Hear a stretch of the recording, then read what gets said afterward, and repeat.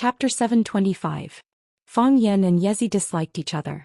They both thought the other was a third party.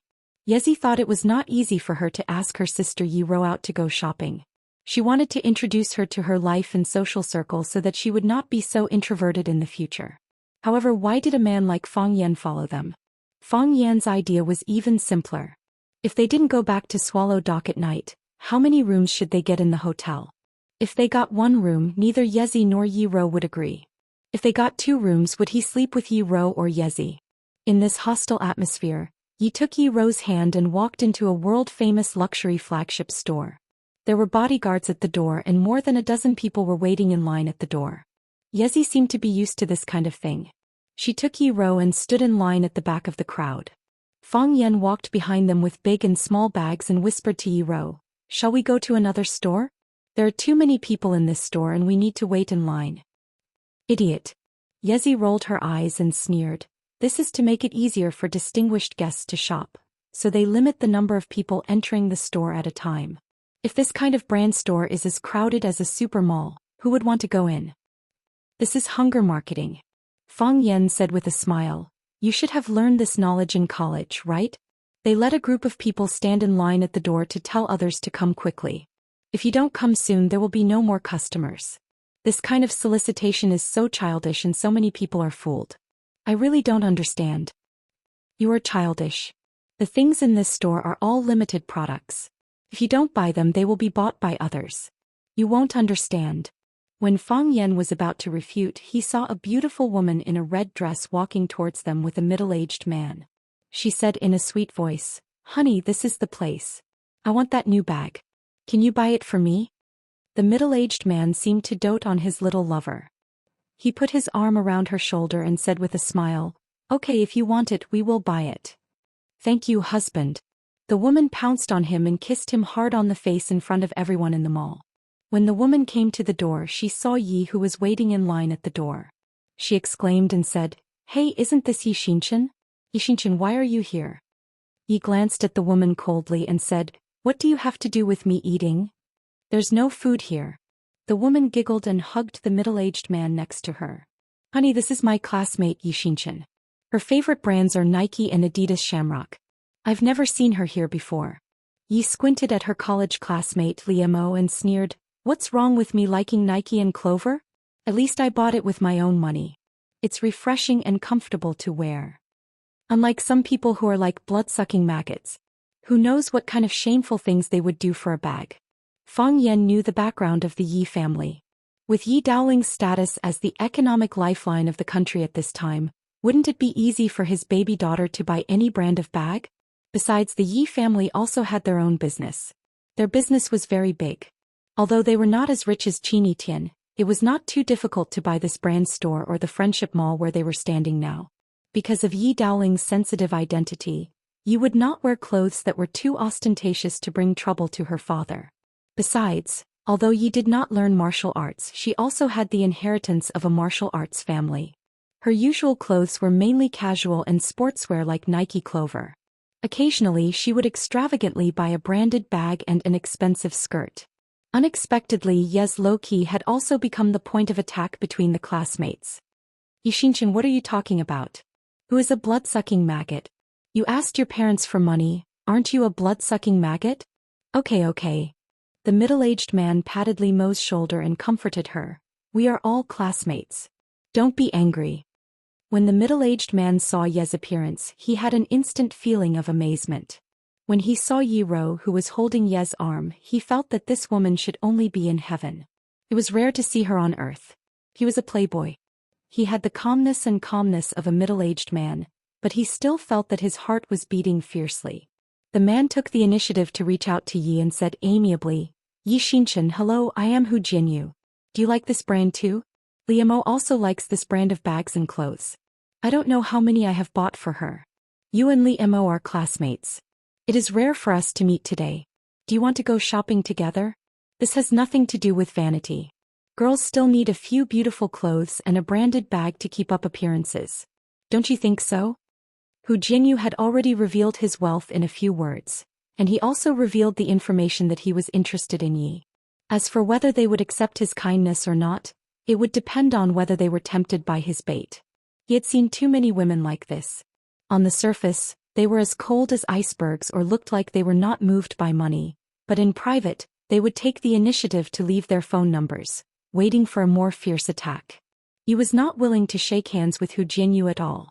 She stared at him coldly and said impatiently, "I don't know you. Yi Xinshan, you didn't know me before, but you will know me in the future. You see, even if we met before, I didn't know your name, right?" I said, "I don't know you and I don't want to know you." For Yi, such a man was really not appetizing at all. Not to mention the outstanding young people working around her father, even some pursuers in the school were thousands of times better than him. Although she liked to keep a low profile, her father was in such a prominent position. How could she hide it from some people? At least the sons and daughters of some of the heads in the state ministries and commissions were aware of her identity. She never grouped with others, but those people still intentionally or unintentionally pulled her into such a circle. "If you can, don't disturb my sister and me anymore." Hu Jianyu's face became gloomy and he said sarcastically, "Little girl, you have quite a character. I hope you can always have such a character." Li Mo originally wanted to show off that she had a rich godfather, but she felt a sense of crisis from Hu Jianyu's attitude towards Yi Xinshan. Only then did she realize what a stupid thing she had done. She hugged Hu Jianyu's shoulder tighter, smiled sweetly and said, "Honey, my classmate is not very good at talking. Don't lower yourself to her level. Sco. Don't let these small people affect our mood. Let's go in and see the bags. Let them continue to line up." Li Mo showed her VIP card, and the bodyguard at the door immediately pulled the rope and let her go. This made some people who were still lining up at the door a little dissatisfied, but they soon calmed down. Such behavior was most acceptable to the rich. They didn't think it was a privilege, but they regretted that their wealth hadn't reached such a level. "She's sick." Yezi cursed in a low voice. This woman usually has princess syndrome. She commands people and scolds them all day long. Seeing that I have a good relationship with my classmates, she dislikes me everywhere. Several times she said in front of everyone that I am simple. I just like simple. What's wrong with that? Who wants to dress like a lady like her? Fang Yan tried to hold back his laughter. He didn't expect that Yezi would also be bullied. Fang Yan was very satisfied to see such a good show while waiting in line. Anyway, the person they bullied wasn't Yi Ro. Of course, no one dared to bully Yi Ro. Yi Ro held her hand and said, "If you kill a fly, will you keep that fly in your heart?" "Of course not," Yezi said proudly. "I don't care about her. Anyway, I'm very angry." After all the people in front of them had gone in, it was Yezi's turn with Yi Ro and Fang Yan. Yezi had paid attention to the new models of this brand, so she went straight to the front counter. Li Mo was choosing bags. Seeing Yezi coming, she said to the salesgirl next to her, "Give me that red one, that yellow one, and that white one. If you don't have the black one, forget it. Give me all the new models in this series." "Okay, please wait a moment," the salesgirl said respectfully. In the face of their VIP card users, this kind of request must be met. Even if ordinary users had such requirements, they had to meet them. Yezi ran to the counter, pointed to a yellow bag and said, "Give me that one." The salesgirl smiled apologetically and said, "Miss, please wait a moment. This yellow bag has been chosen by that lady. Then take out the other samples for me to see. Miss, you know that this is a limited edition. How about you look at other styles first? When this lady finishes choosing, I'll bring them to you." Li Mo giggled and said to the salesgirl, "You don't have to work for her. This bag is worth more than 100,000 yuan. How can she afford it? I just wanted to come and take a look to clear my name." Hu Jianyu looked at this scene with a smile on his face. He felt very happy in his heart. Chapter 726. Yezi glared at Li Mo angrily, but she didn't want to be entangled with her in such a crowded place. It would be the two of them who would lose face. She snorted, turned around and walked to other places. Yi Ro finally looked up at Li Mo. She didn't say anything to her and followed Yezi to the clothing area. Yezi took Yi Ro's hand and said with a smile, "Sister, you shouldn't always wear the training clothes. Although I think you look good in the training clothes, you should always wear some clothes that girls like, right? I think you will look like a fairy if you wear a beautiful dress. I think the dresses in this shop are very suitable for you. You can choose whatever you like. I'll pay the bill today. I've been saving up my lucky money in annual dividends." Yi Ro looked at the dazzling clothes on the clothes rack, shook her head and said, I already have clothes to wear. Oh, how long have you been wearing those clothes? I think you should throw them away. Also, those dresses of yours were made by the old tailor at home. It's not that she's bad, but when you think about how your clothes were designed by the same designer as your ancestors' clothes, just thinking about it gives you goosebumps, right? You're not an old woman. Fang Yan quite agreed with Yezi's suggestions. Who didn't want their girlfriend to dress up beautifully? Who didn't like their girlfriend to dress up gorgeously? Always wearing white or black training clothes looked simple and elegant, but it was necessary to change the style, right? And the police uniform, the stewardess uniform, the nurse uniform, and the female prisoner uniform. Life was short and every kind of life should be experienced. Otherwise she would have come to this world in vain.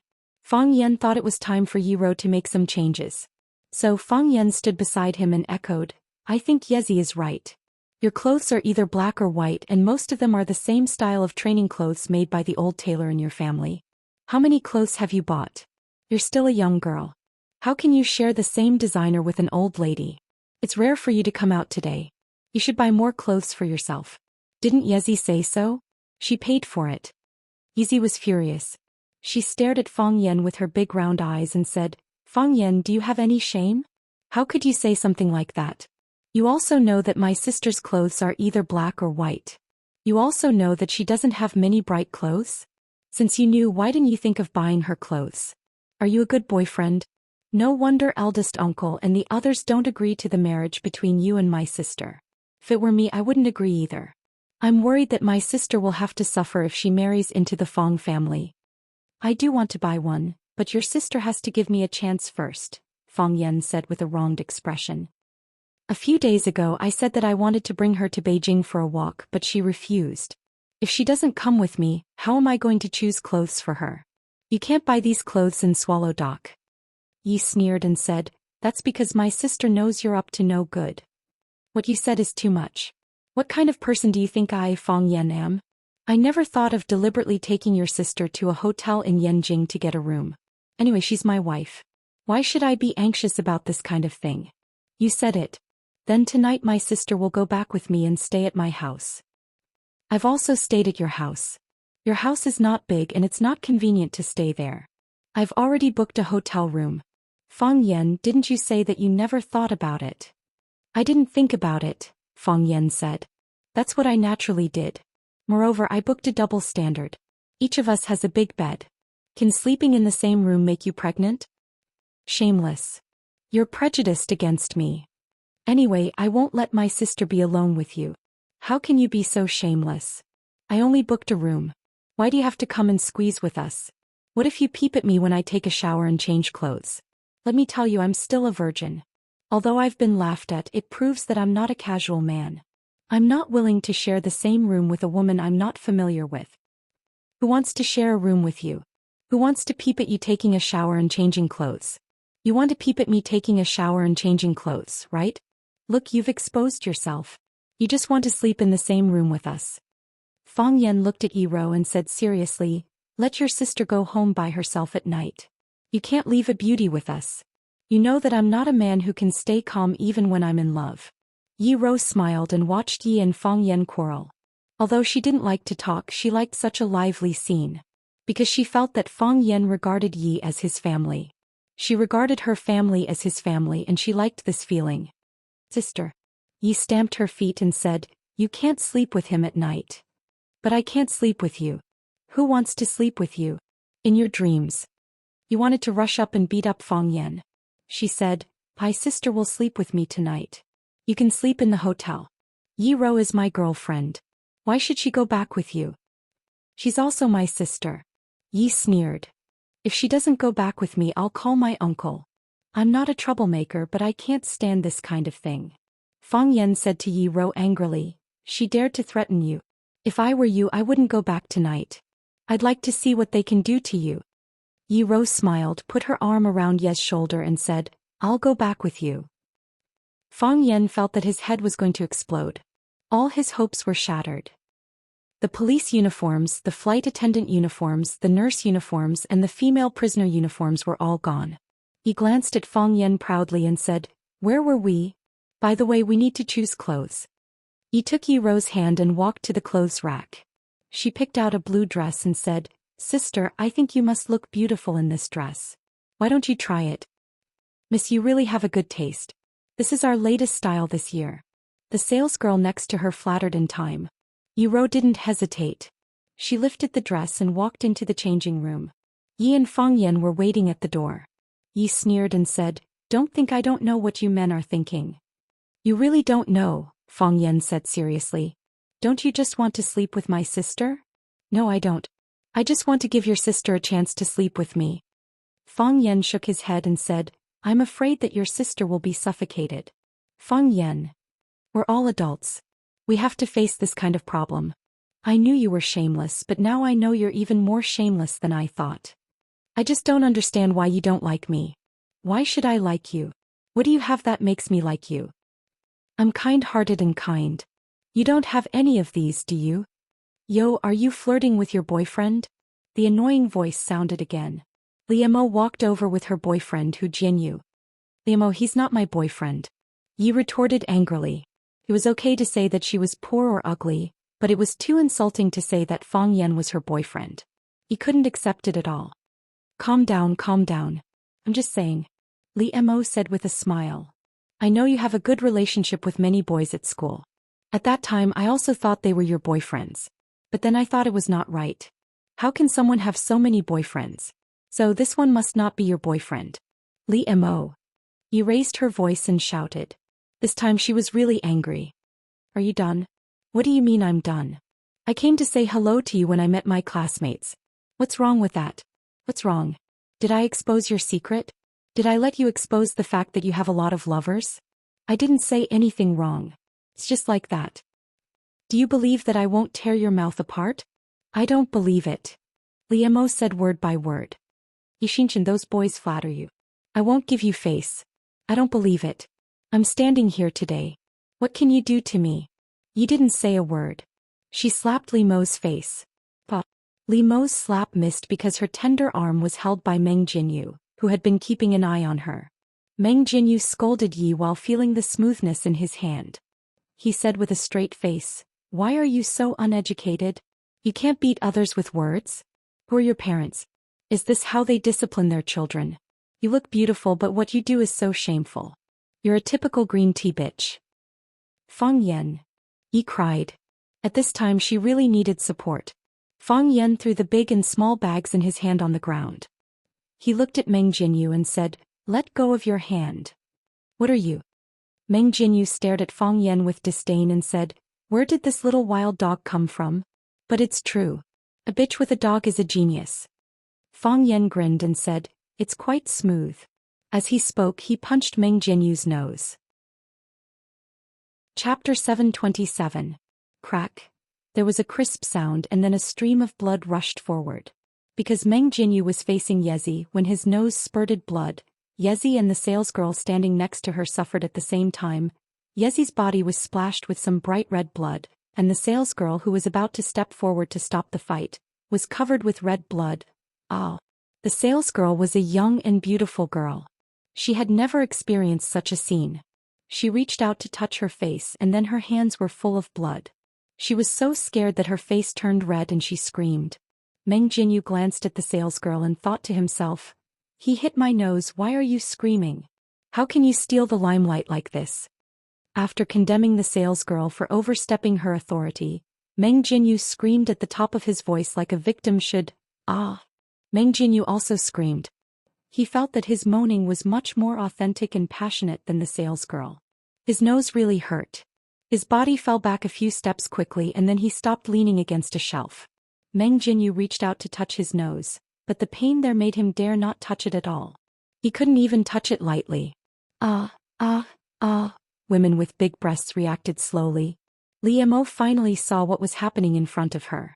After screaming, "Ah," 3 times in a row with a high decibel voice, she finally stole the limelight. Liemo carried the bag in her hand and quickly ran to Meng Jinyu's side. She reached out to touch his nose and cried, "Honey, how are you? Are you okay? It hurts." Slap. Meng Jinyu slapped her face and scolded, "Are you AF *king idiot? Didn't you see my nose? My nose collapsed." Collapse. Mother asterisk her, it hurts like hell. I tell you it's not over today. Liamo was slapped in the face, leaving a clear palm print on her face.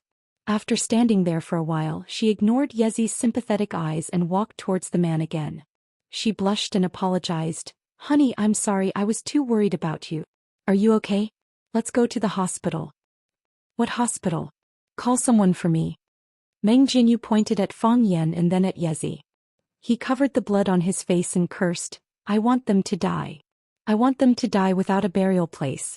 Bitches and dogs will last forever. This son of AB asterisk he dared to hit me. He broke my nose, I want him to suffer a fate worse than death. Call old Six, quickly call my good brother old Six. Ask him to bring his brothers here. The door of the changing room was opened from the inside, and Yi Ro, who had changed into a long blue dress, stood at the door. She saw where Meng Jinyu was pointing and heard her cursing. She couldn't help but raise her brows and say, don't scold people. Don't curse.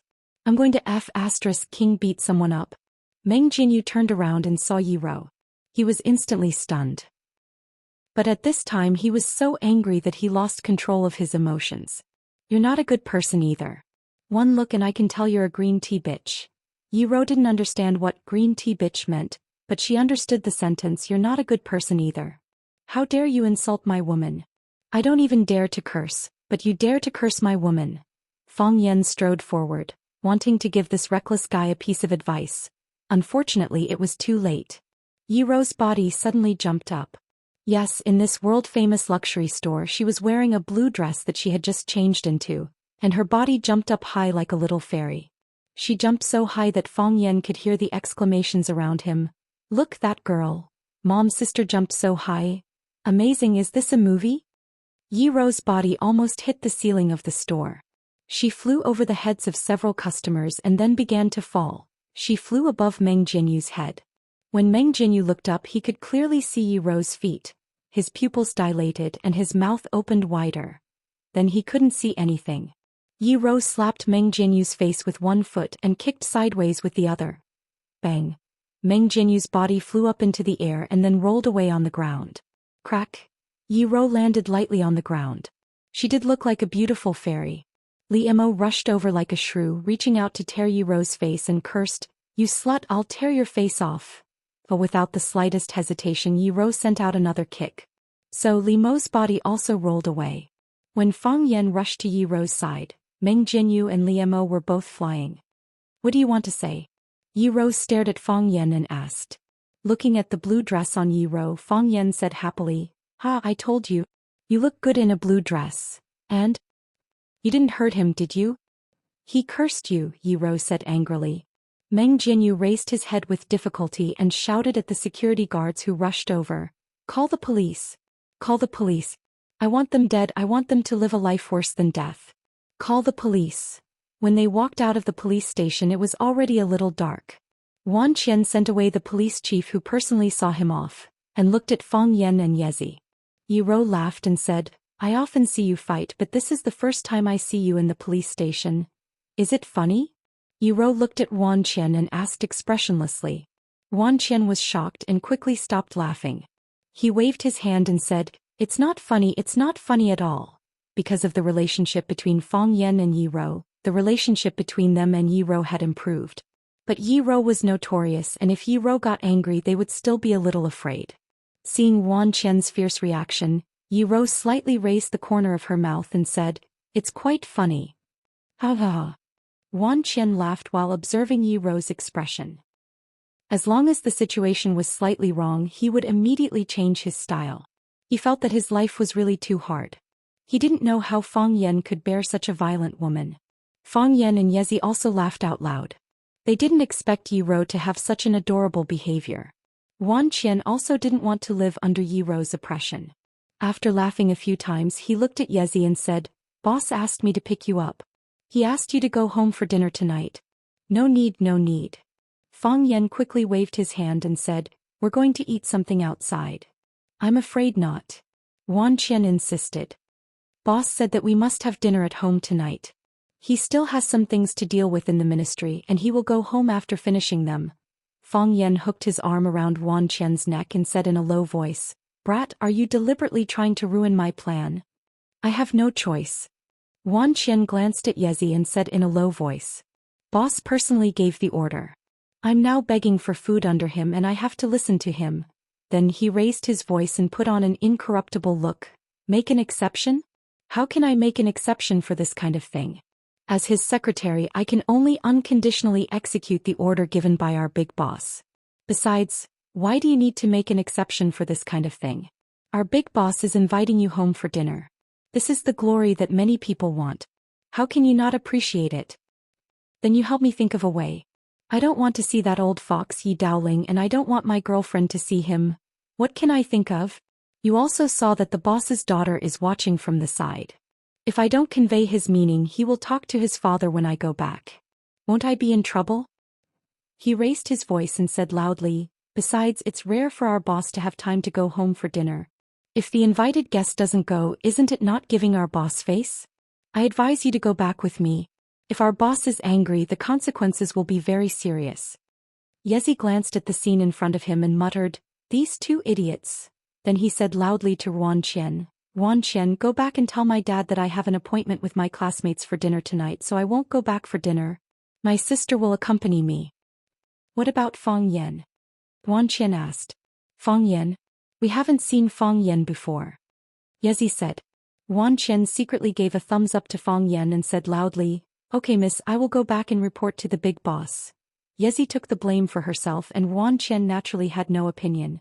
The big boss loved Yezi's daughter the most, so he probably wouldn't be too angry. After Wan Qian said goodbye to Fang Yan and Yi Ro, she drove away happily. They were very happy that Fang Yan and Yi Ro could be together. Of course, they were also happy that Fang Yan and Qini Tian were together. However, if Fang Yan was together with Yi Ro and Qini Tian, they would feel bad.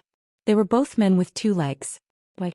Yezi looked at Fang Yan and said, are you satisfied now? What do you want to say? Fang Yan said with a smile. I don't understand. Still pretending. Yezi's face was full of contempt. Don't you want to sleep with my sister? Why don't you dare to say this kind of thing? Chapter 728. Inside the police station, Meng Jinyu's face was swollen. He sat there looking like a volcano that was about to erupt.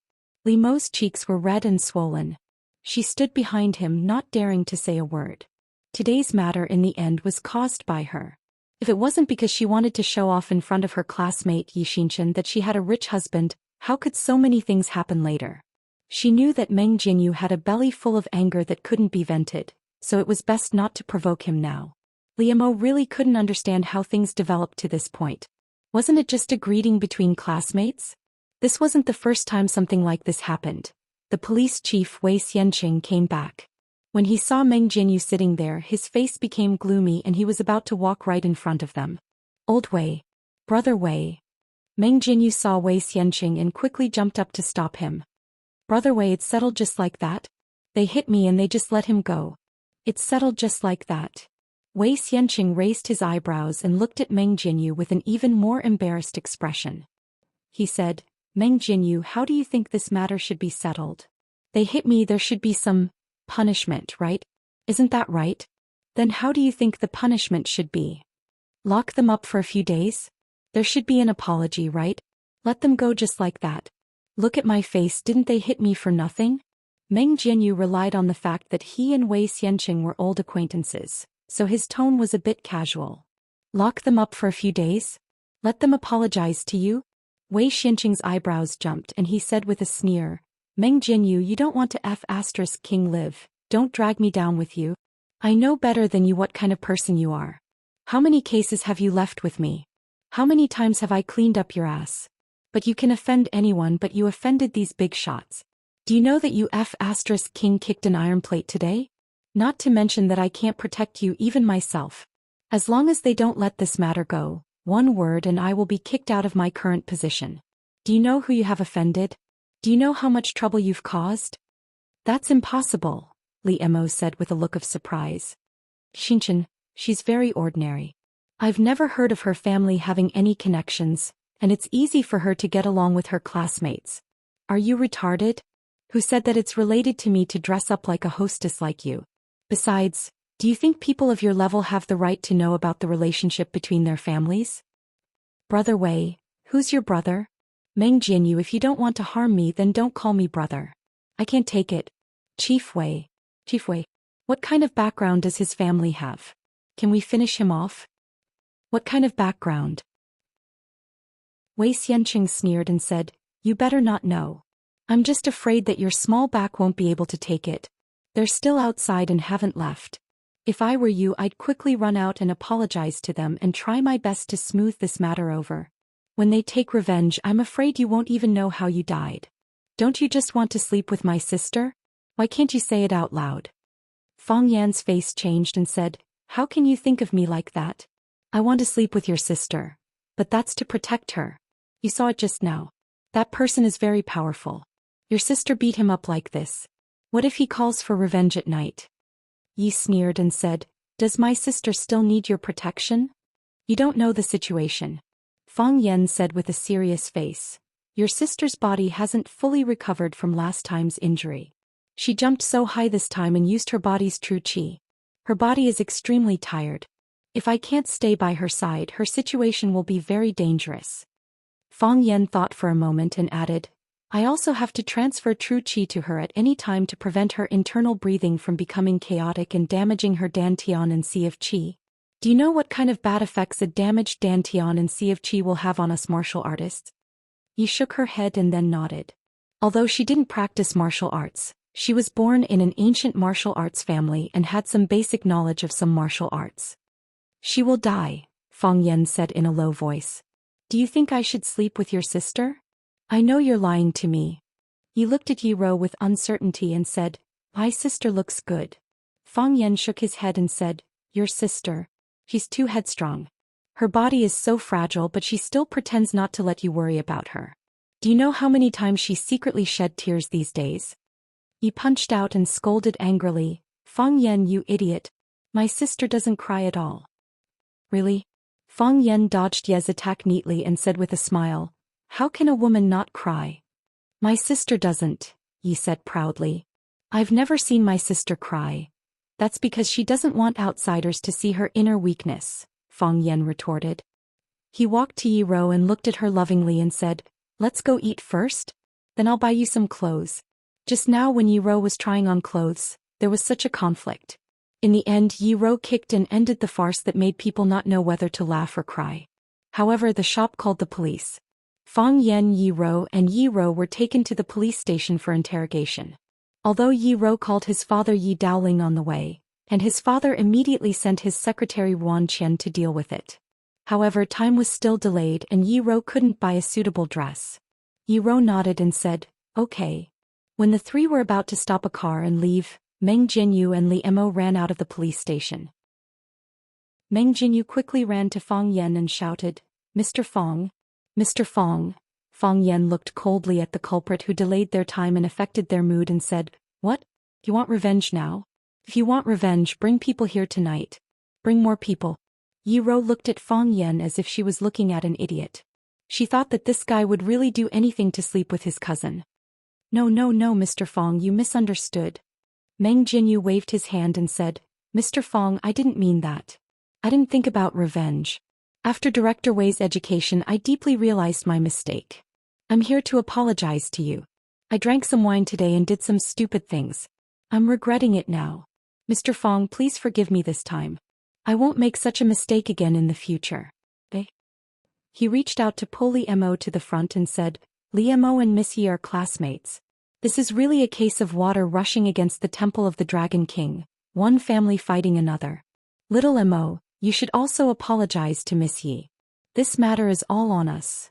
Li Mo looked at Yi Ro strangely as if it was the first day she met her. This girl who dressed in ordinary clothes, did things in an imposing manner, and got along well with her classmates in the class. Yi Xinchen, who was even secretly called a female loser, actually had such a terrifying identity? Even her husband, even a guy like Meng Jinyu couldn't suppress her? She had such a powerful identity and background, why was she so low-key? Li Mo. Meng Jinyu was a little impatient and said in a low voice, quickly apologized to Miss Yi. Li Mo tried to squeeze out a stiff smile, looked at Yi Ro and said, Xinchen, what happened today is my fault. I caused trouble and deliberately wanted to anger you. You are a magnanimous person, don't lower yourself to my level. Yiro looked at her coldly and said nothing. She knew that she was not truly repentant. Bullying the weak and fearing the strong was a cancer that grew in her bones. To such a person who was not even a friend, what was there to say? Words like, forgive, should only be said to people who care about you, right? Seeing Li Mo apologize, Meng Jinyu's expression softened a little. He looked at Fang Yen with a smile and said, Mr. Fang, this matter is over? Fang Yen squinted at him and said, Are you afraid of our revenge? Well, why would I? How could a person like Mr. Fang lower himself to the level of a nobody like me? Isn't that right? Meng Jinyu said and laughed. Fang Yen did not laugh. He looked at him seriously and said, Why wouldn't I lower myself to the level of a nobody like you? The big shots bully me because they think I'm weaker than them. You bullied me before because you also think we are weaker than you. Now that you realize that the situation is not right, that you have hurt yourself from kicking yourself, and then you boast that you are a nobody, I hope that we, who are big shots in your heart, will not lower ourselves to your level. Mr. Fang, that's not what I meant, I can compensate. When you bully others, you're arrogant and willful, but you don't give up on bullying me just because I'm a nobody. Instead, you look down on me even more. You're like a vicious dog. When you're young, you can only bully animals that are weaker than you. When you grow up to be a strong dog, you'll bully even more animals that are weaker than you. You won't become kind and restrained just because you're strong. Instead, you'll become even crazier and more savage. Mr. Fang, this is really a misunderstanding. So why should I give you a chance to become a stronger dog? Fang Yen looked at him with a smile and said, Go back. When you go back, you will find that you have become nothing. Chapter 729. Shaojiangnan. It was the most popular Hangzhou cuisine in Yanjing. Yiro liked to eat light food, so Fang Yen chose this place for dinner. At the dinner table, Yiro looked at Fang Yen with a puzzled face and said, Are you really going to make Meng Jinyu lose everything?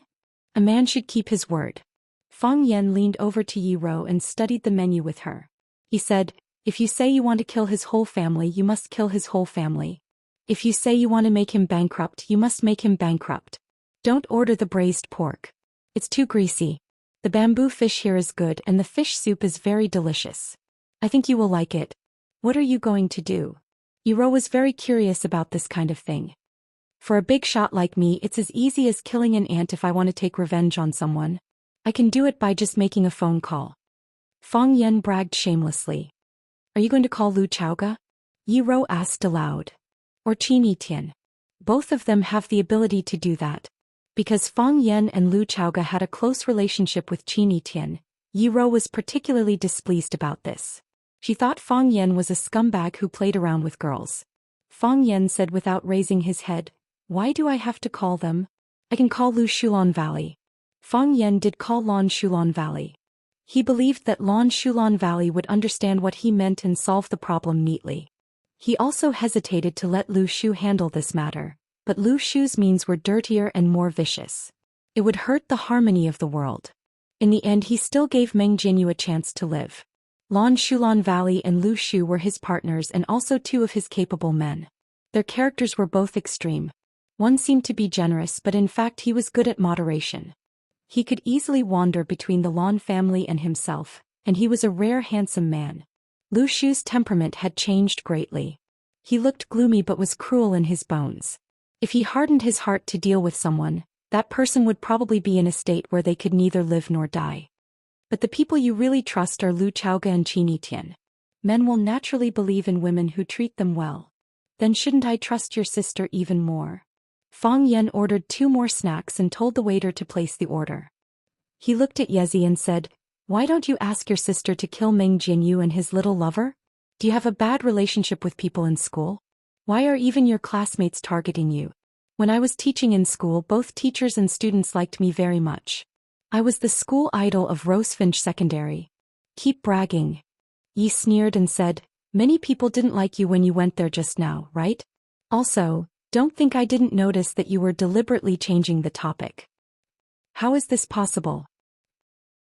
Fang Yen immediately retorted, When I just went there, they just didn't know me, so they didn't like me. When they know what kind of person I am, I want to hit you. Yi interrupted Fang Yan's bragging and said, I know everything about you. My father has your information on his desk. Fang Yan looked at Yiro and said with a smile, you see, your family is still investigating me. They want to see if I'm qualified as a son-in-law. Then he looked at Yi and asked, did they give me a score? How many did they give? It is said that children from rich families will give scores to all their suitors. The one with the highest score will have a chance to win. I don't know whether they gave you a score or not, but it is true that they don't want you to be with my sister. Fang Yan squinted his eyes and smiled, saying, we will definitely be together. Are you so sure? Yiro also turned to look at Fang Yan and stared at his eyes with her big shining eyes without blinking. She meant to ask, how can you be so sure? Because the mountains are no longer as sharp as the sky and earth. That's why I dare to say goodbye to you. They didn't drink in the evening. After dinner, Fang Yan took the two girls shopping for clothes. Because of the unpleasant things that happened in the afternoon, the three of them were too embarrassed to go to that brand store again. Instead, they went to another shopping mall, to another world-famous brand store. Yiro didn't have many styles of clothes and most of them were plain. Encouraged by Fang Yan and Yiro chose several brightly colored clothes. It had to be said that Yiro's temperament was out of this world. No matter what she wore, she had a different kind of beauty. Fang Yan was happy to see some changes made by his girlfriend. Fang Yan saw a sexy black pajamas in the underwear area. Seeing that Yi was trying on shoes, he quietly pulled Yiro over and pointed at the pajamas, saying, I think this one suits you very well. Yiro held the almost weightless black silk pajamas in her hand and asked, do you really think this one suits me? I think it's quite good. Fang Yan said seriously, and you didn't bring your pajamas this time. You need to buy a pajamas. Otherwise, what will you wear at night? Yiro nodded and said, since you think it suits me, then buy it. Okay, I'll pay for it. Fang Yan nodded excitedly and said, it looks more suitable for you, doesn't it? Yiro whispered behind him. How come? Fang Yan was scared and quickly denied, saying, this one is too small for me to wear. When they came out of the shopping mall, the whole city was brightly lit and had entered the carnival season at night. Yiro held Yiro's hand and refused to let go, saying that she would take her to meet her friends. Fang Yan held Yiro's hand again and refused to let go, saying that he would go wherever Yiro went. So the three of them took a car together to a club called Elegant Gentlemen. Yiro was obviously a regular here. When they arrived at the door, someone greeted them. The receptionist in a red Han costume seemed to be familiar with Yiro. She said with a smile, Miss Yi, Child Chin and others are waiting for you at the Butterfly Loves Flower House. Yiro nodded and explained to Yiro beside her. Chin Feng is a guy from our academy. His father works in the Ministry of Finance. Yiro nodded as if she remembered Chin Feng's identity and didn't care about these things at all. This elegant gentleman's club was built in the classical Hua Xia style. It was mainly made of wood and decorated with halls, terraces, pavilions, rockeries and stones. The waiters inside all wore long robes with wide sleeves, looking like a relic of the Wei and Jin dynasties. The fragrance of tea permeated the air and the music was pleasant. It looked like a very elegant place indeed. Nowadays, people in the city were interested in novelty. Some places that were nostalgic or full of primitive and wild flavor were popular and sought after. For example, the beast hunting garden in here. The waitress did not take Fang Yan and others to the box first. Instead, she took them to a very secluded place to change clothes. Fang Yan looked at Yiro with a puzzled face. Yiro said, just listen to her arrangement. Fang Yan was taken to a separate locker room. The beautiful waitress said with a smile, Sir, do you need to take a bath first? No need. Fang Yan stared at her vigilantly and said, what do you mean? I tell you, don't have any bad ideas about me. Came with my girlfriend. The one in black just now is my girlfriend. She's good at fighting. Sir, you misunderstood. This is a formal place.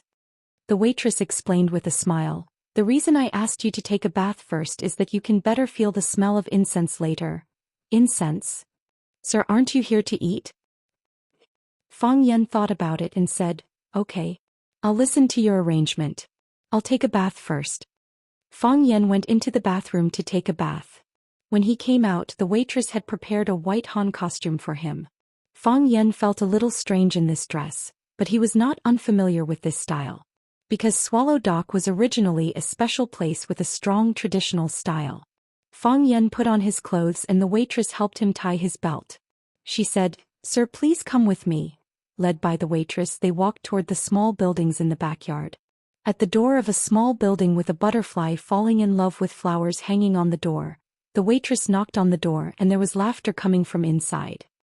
"It must be Yi Ro." Yi Ro said she would bring her sister over. Her sister is also a beautiful woman. "Brothers, please give in." Creak.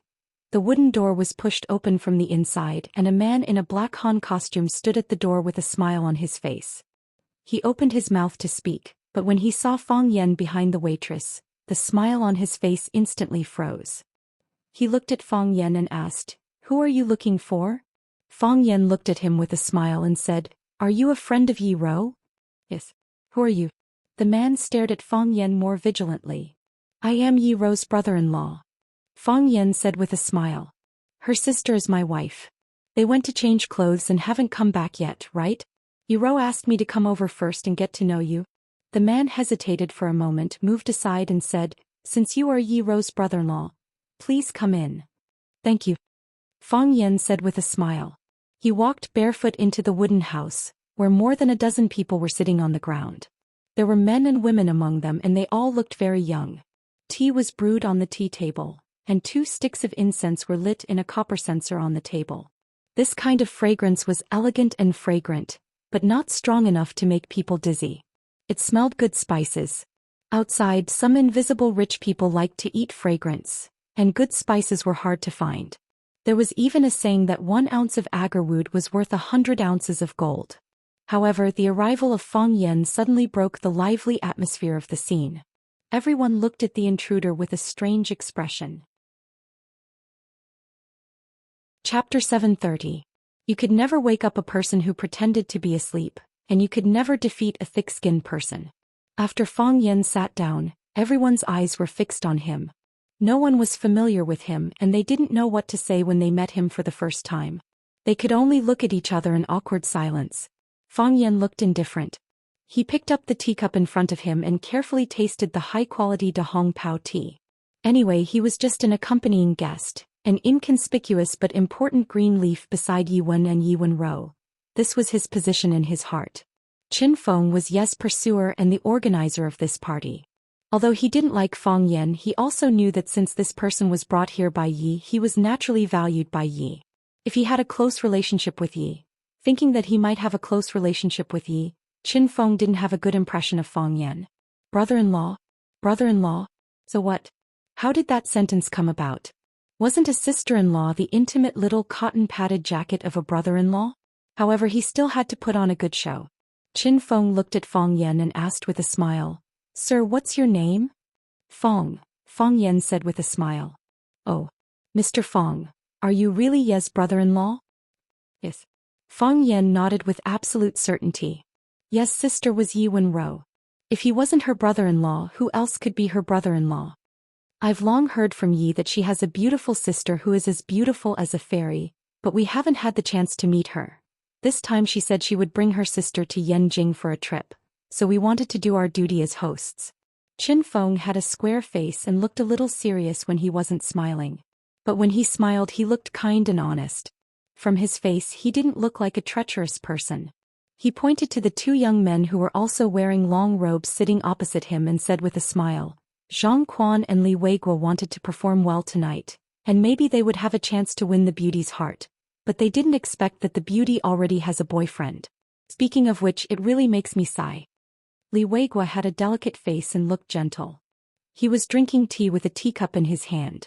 After hearing Qin Feng's words, he pretended to be angry and retorted, "Qin Feng, your words are biased. In this room only Zhang Quan and I want to win the beauty's heart? Before Yi and the others came, who was the one who wanted to perform well?" Qin Feng laughed and said, "Didn't you say you 2 were the loudest?" Qin Feng and said, "Are you?" Li Weiguo looked at Fang Yan and asked, "What do you do, Mr. Fang?" Fang Yan thought for a bit, then said, "I used to be a teacher." "Heh." Li Weiguo grinned and said, "So it's teacher." "It's a good job. The future of our country is in your hands," Li Weiguo said. "This job is good." But the contempt in his eyes was not concealed. No matter how much they wanted their children to hide their strengths and bide their time, they would not let them become teachers. Those without talent could not do it, and those with talent would not want to be trapped in a 3-foot platform. Therefore, from Fang Yan's profession, it could be concluded that this guy had no background or money.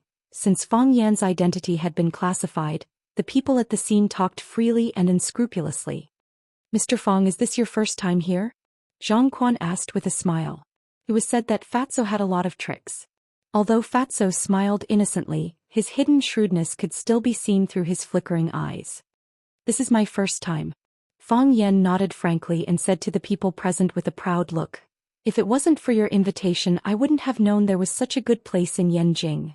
Most of the buildings here are in the style of the Wei and Jin dynasties. Although there are some changes, it doesn't affect the overall atmosphere here. This place is different from other clubs. We don't drink or sing, and we don't ask for hostesses. Everyone bathes in incense and gathers. There are also poetry gatherings where some eminent monks and famous scholars are invited to give lectures. Of course, this is only possible if you are lucky enough to meet them," Chen Feng explained with a smile. "There are exceptions," Zhang Quan said with a teacup in his hand. "If you are a member of the Elegant Club, you can receive an invitation in advance. Mr. Fang, do you want to apply for a membership card here? The price is not expensive. It only costs more than 300,000 yuan a year. Qin Feng and Mr. Zhong of the Elegant Club are old friends. If he helps you to greet them, you can get a discount." Fang Yan waved his hand and said, "Thank you for your kindness. I rarely use incense. It's fine to feel it occasionally. You don't want to apply for a membership card? Of course you don't have money. Feeling it occasionally is fine. That's shamelessly asking for incense. For parties like theirs, sometimes they bought the incense from the club and sometimes they brought it for themselves. A freeloader like Fang Yan was looked down upon by others. Of course, because of the relationship between Fang Yan and Yi, they naturally wouldn't attack Fang Yan for being poor. How could they talk about money? If they talked about money, they would appear to have no quality and style. But they could attack Fang Yan for being uncultured. They wanted to use their profound knowledge to conquer Fang Yan. They wanted him to clearly understand the gap between them and himself. They wanted him to be ashamed of himself and to not show his face. So, Li Weiguo suppressed his excitement and asked a very stupid question. "Mr. Fang, did you use incense before?" Fang Yan held the teacup and carefully looked at Li Weiguo's expression. It seemed that he was thinking about something very important. After a long time, he nodded and said, "I used incense." "That's great." Li Weiguo applauded and laughed, saying, "I didn't expect to meet a kindred spirit today." Li Weiguo pointed to the copper incense burner in the middle of the table that was emitting pale white smoke and asked, "Mr. Fang, do you know what incense is burning in this burner?" Yi and Yiro also changed into wide robes with big sleeves. Yiro chose plain white. White and black were her favorite colors. Yi chose cyan like the weeds in spring, looking full of youth and very bright and lovely. Yi looked at Yiro in the white robe and couldn't help but praise her, saying, "Sister, you look so beautiful in the Han costume, just like a fairy." Yiro smiled silently. He was very fond of her sister. She touched her sister's hair and said, "How can there be a fairy in the world?" "You are." Yezi said proudly, "I heard from my father that if you succeed this time, you will become a fairy. Sister, although I don't know what the way of heaven is, it must be something great to make my father and my uncles so excited. You have always been the most powerful. Not only in our Yi family but also in Swallow Dock. You are very powerful in the whole Huaxia." Yiro thought for a moment and said, "Fang Yan is also very powerful, sister," Yiro complained. "Do you like to speak up for him so much? How is he powerful? How can he be compared with you?" "He is really powerful." Yiro pulled Yiro to sit down on the rattan chair and said seriously, "Do you know he has the heart of Tai Chi?" "Yes." Yiro nodded. "So what? Didn't you still beat him black and blue like a pig?" Yes, this was Yiro's understanding of Fang Yan. Not only Yiro but many others also thought that Fang Yan's kung fu was just SOSO. The heart of Tai Chi? The name sounded powerful, but he was still beaten black and blue by Yiro. In this way, it proved that the heart of Tai Chi was actually a fake product, which was deliberately mystifying by the Fangs. However, they had never seriously thought that Fang Yan's opponent was Yiro, who was known as the once-in-a-century genius of Swallow Dock. Because Yiro was so powerful, it seemed that Fang Yan was not powerful at all. "He is better than me," Yiro said softly. He was not used to talking to people loudly. Even the people closest to her talked to her in a flat and expressionless manner. However, this was her unique style. A kind of domineering and cold personality. Tai Chi has a heart. This is the consensus of all the people in the inner Jianghu who practice Tai Chi hard. Think about it, how many people learn Tai Chi? There must be hundreds of thousands of people in the world, right? But think about it again, how many people among hundreds of thousands of people understand the heart of Tai Chi? And at Fang Yan's age, how many of them are there? Yi Rou widened her eyes and said, so powerful? But, I know. You want to say that he was defeated by me every time we competed and he even ran away. It was really shameful.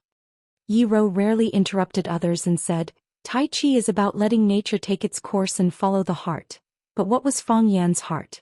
At that time he couldn't find his heart at all. But I know that his heart was not as simple as defeating me. What was the point of defeating me?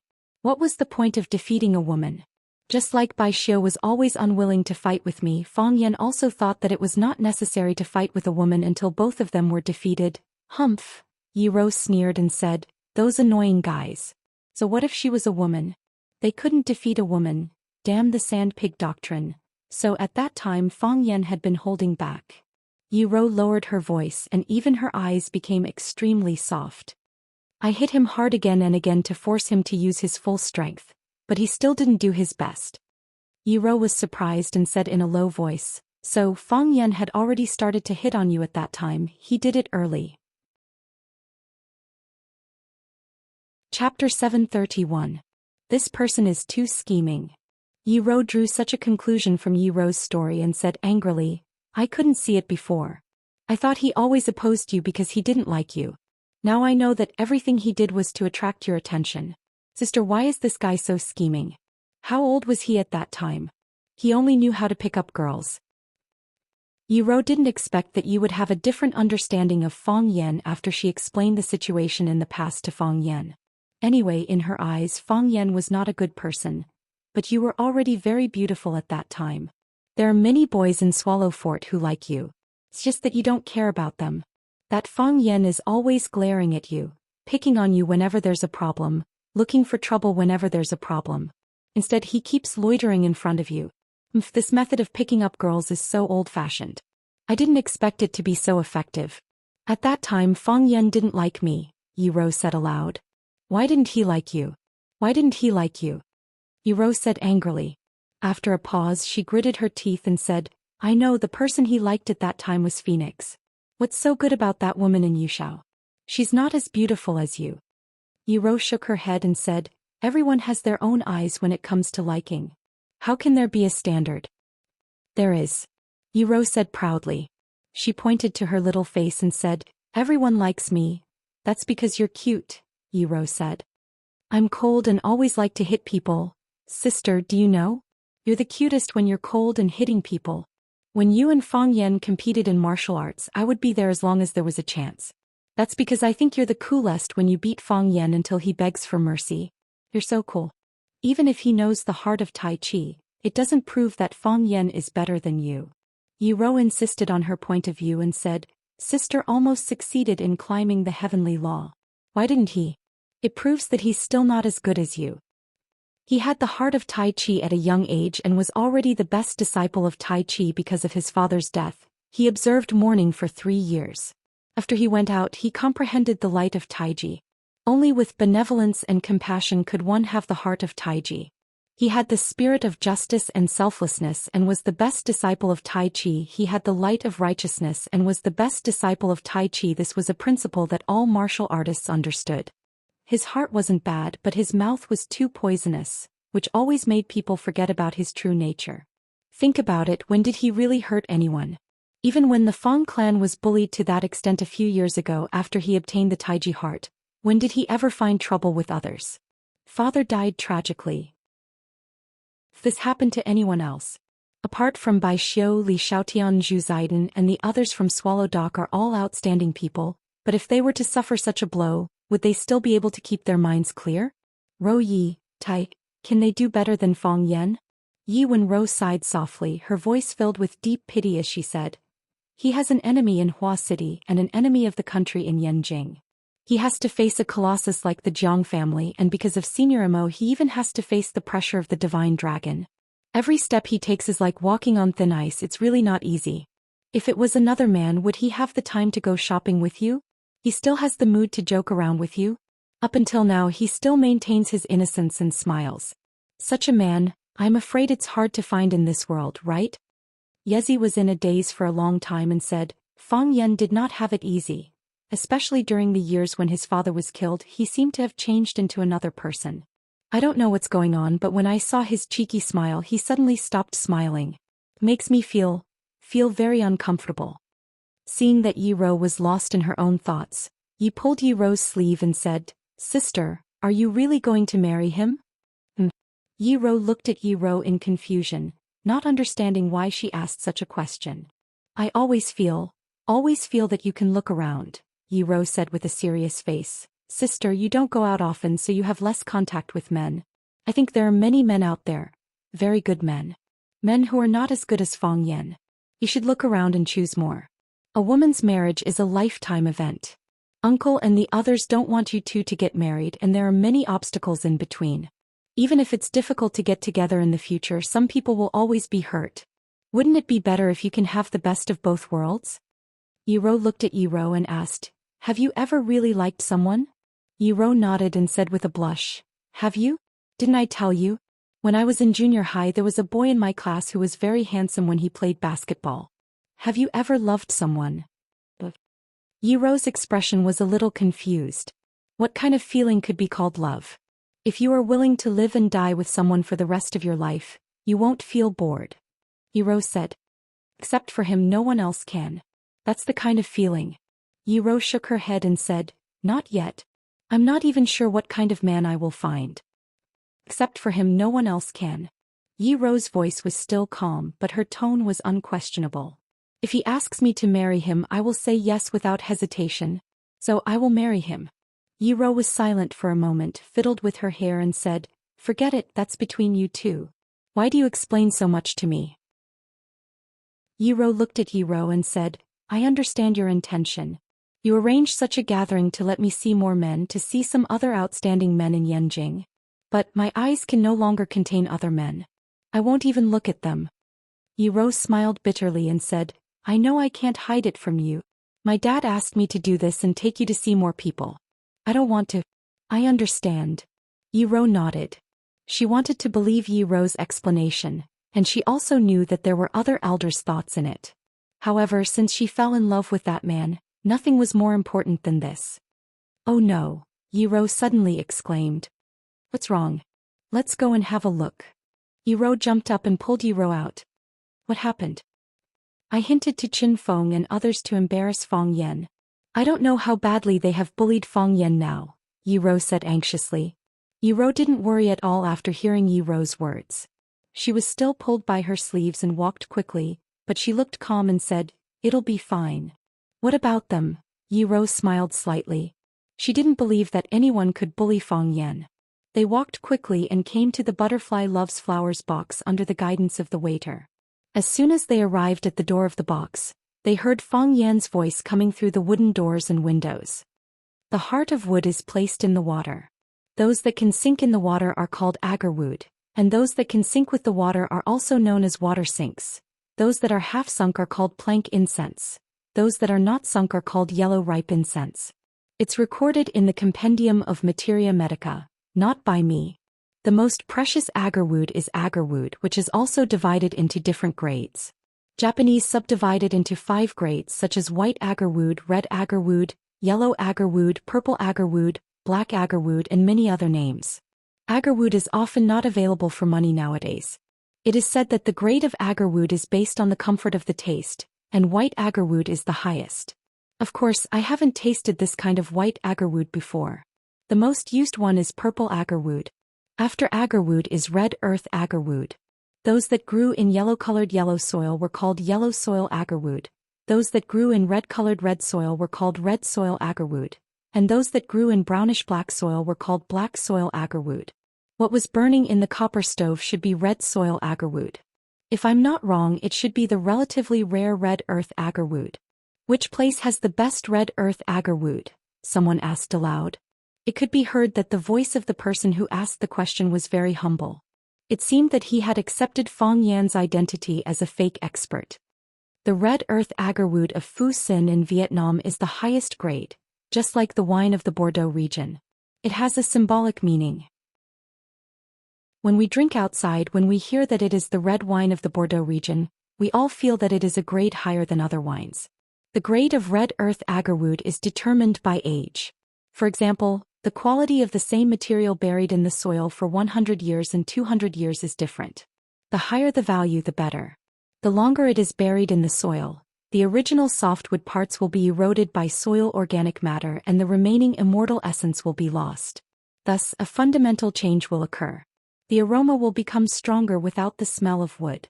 If it is buried for a long time, the surface will crack. This is what people in the industry call carbonization. This kind of agarwood is the best and the most expensive. It is difficult for us small people to see it, but it is not a rare item for everyone here. After Fong Yan finished speaking, it was the peak of the people's questions. Mr. Fong, what do you think of the soft silk agarwood? Mr. Fong, do you have any precious collections? Can you let us broaden our horizons? Don't ask. Let Mr. Fong drink some water to moisten his throat. What happened? It sounds different from what I imagined. Didn't we agree to let these people embarrass Fong Yan? How come they all become his fans in a short time? You're more knowledgeable than me. There was a smile at the corner of Yi Wen's mouth. Ye's expression was stiff. She looked at Yi Ro, opened the wooden door and walked in. Chapter 732. One was dressed in snow-white clothes, elegant and charming, like a fairy from heaven. The other was young and charming like a beautiful girl next door. Yi Ro and Yezi, the pair of sisters, walked in side by side and immediately attracted the attention of all the men in the room. A fair lady was a gentleman's match. Even if they couldn't wait for it, they could look at them for free. Even the eyes of the only two women in the room were bright and gloomy, as if they were ashamed of their inferiority. Staying in the same room with such women, how could any man notice their existence? Yezi looked at the people in the room with a sweet smile and said, "What are you talking about with Fong Yan? It seems that you are having a good chat." Fong Yan. Hearing this name, many people in the room were moved. They only regarded this young man as Yezi's brother-in-law and only knew that his surname was Fong. For the sake of Yezi, they also called him Mr. Fong. Later they learned that he was knowledgeable and knew all kinds of spices that they were obsessed with. Even Li Weigua, who was the most proficient in them, had to admit that he was inferior to him. However, in their eyes, this man was just a teacher or a knowledgeable teacher who knew some techniques of agarwood and talked calmly and admiringly. No matter how excellent he was, no matter how extraordinary he was still a teacher. No matter how excellent a teacher was, what was he in the eyes of these people? If they valued you, it was because they were courteous and virtuous. If they looked down on you, it was because they were arrogant and disdainful. However, if the person sitting in front of them was Fong Yan, the weight would not be the same. Is he the famous Fong Yan who defeated Jiang Junling in Huaqing? Is he the Fong Yan who forced the Jiang family to expel Jiang Junling? Is he the Fong Yan who had an affair with Qin Yitian? Qin Yitian is the most beautiful woman in Yanjing. Zhang Quan, what are you talking about? It's true that Qin Yitian is beautiful, but there are two beauties standing in front of us. They are no less beautiful than Qin Yitian. Everyone asked questions one after another and everyone's eyes shifted to Fong Yan. Previously, their gazes were also on Fong Yan, but the way they looked at him then was completely different from the way they looked at him now. Watch. Just like the singers on the stage or the clowns on the stage of an acrobatic troupe, they would occasionally go to watch and they would even be willing to drink with one or two of the big stars. But when it came to deep friendship, how was that possible? Paying attention to him was different. You had to pay attention to him, pay attention to his every word and action, and even think about how to respond to him. If Fong Yan was the Fong Yan they were talking about, then all the young masters and ladies in this room should give Fong Yan the appropriate treatment. He would be treated in a manner befitting of his reputation, abilities, and resources. This was class. Yi Ro looked indignant. Not only did they change his script without permission, but they all behaved like this after hearing his name. Are you still young masters who take a few lackeys to flirt with innocent women? Yi Ro looked calm and indifferent, but her eyes were fixed on Fong Yan's face from beginning to end. Even if her eyes occasionally moved to other places, her mind was still on Fang Yan. As she said, since she fell in love with Fang Yan, she would not look at other men. She liked this state. She liked people to pay attention and respect to Fang Yan. It was not that she was vain. She just thought, if others treated Fang Yan like this, it would prove that her husband was excellent and powerful. Well, okay, she was still a little vain. She liked to see Fang Yan being looked at like that.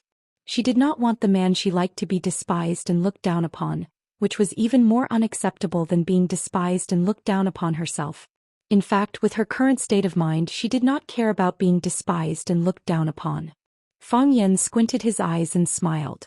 Looking at Chen Feng and the others in front of him, he cupped his hands and said, I'm Fang Yan, Feng as in square, Yan as in 2 fires. I do have some conflicts with Jiang Junling, and Qin Yitian can be considered as my old acquaintance. However, he is not as powerful as you said. He is just a poor man who was bullied by a woman and moved to Huaqing to be a teacher. Hearing Fang Yan's self-mockery, everyone present burst into laughter. Yi Rou blushed. Obviously, she did not expect that Fang Yan would make fun of her. However, she felt sweet in her heart. Because Fang Yan had closely connected her with him, she was the heroine of this incident. She really liked this feeling. Was this what it meant to be in love? Since there was no point of reference, she couldn't tell. However, she liked this feeling. She was very satisfied. Although everyone was smiling on the surface, waves were surging in their hearts. Indeed, this Fang Yan was the Fang Yan they were talking about. This Fang Yan had dealt with the 4 young masters of Huaqing who were rather famous in Beijing. It was said that the Lanshan Valley, which was based in Beijing, had become his loyal supporter. The Huaqing's lover Lu Shu had become a mad dog beside him. The Jiang family was the most miserable. Not only had their family been destroyed, even Jiang Zhulu, the most famous of the 4 geniuses, had become a prisoner. Even if these people's status and background far surpassed the current Fang Yan, who would be willing to be enemies with such a guy with such a glorious battle record? Chen Feng was a free and easy person. Moreover, he wanted to show off in front of Yi Rou. Hence, he took the initiative to apologize to Fang Yan. Although they didn't make things difficult for Fang Yan earlier, there was indeed a layer of enmity between them. For smart people like them, this kind of thing could be seen with a single glance. It was better for them to resolve it. Fang Yan waved his hand and said, I'm just a small character with a small nose and small eyes. What's there to not recognize? We didn't know each other before, but now we know each other, right? We're all friends from now on. Because they heard that Fang Yan was the first to snatch Yi Rou's sister, Li Weiguo and Zhang Quan were the most hostile toward Fang Yan. Earlier they were also the first to make things difficult for Fang Yan. Now that Chen Feng, who was the hidden leader among them, had apologized to Fang Yan, the 2 of them immediately followed suit.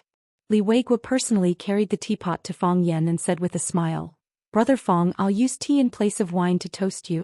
Thank you for your guidance earlier. If there's a chance in the future, I'll treat you again to thank you. Fang Yan held the teacup with both hands and said with a smile, Thank you so much, Brother Li. Zhang Quan also looked at Fang Yan with a smile and said, Brother Fang is a person who really understands incense. I still have a few boxes of good incense here. Although they're not as rare as agarwood, they're also the best red earth incense. You can take 1 box back to have a taste later. If you like it, I'll supply it all year round. The crowd shouted and asked why Fang Yan could supply it all year round, but they could only have 1 box each. Wasn't this too unfair? These young masters and ladies were all slick people. If they wanted to make friends with someone, they would naturally be happy and harmonious. Bathing and changing clothes, drinking tea and eating delicious food, chatting and then having a good sleep. Wouldn't that be great? Except for a few who had to go back, most people slept in this elegant club at night. Most of them were members of this elegant club. The club provided extremely comfortable and luxurious rooms for these members to rest in. Chen Feng walked to Yi and asked if they would stay at night.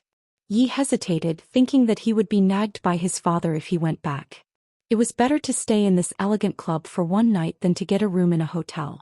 So he nodded and said, We'll stay as well. Chen Feng asked someone to prepare 2 room cards and said, These are the rooms prepared for you. Fang Yan took the room cards and gave one to Yi. He said, You use 1 room. Your sister and I will share 1 room. Yi Rou's expression was slightly bitter, but she didn't say anything.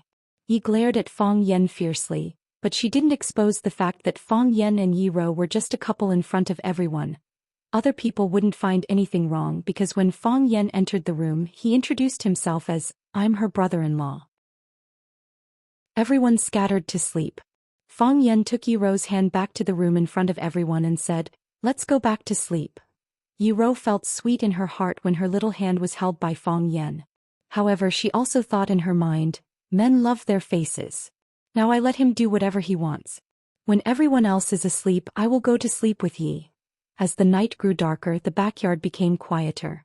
After taking a bath, Yi sat alone in the pavilion in the yard and was lost in thought.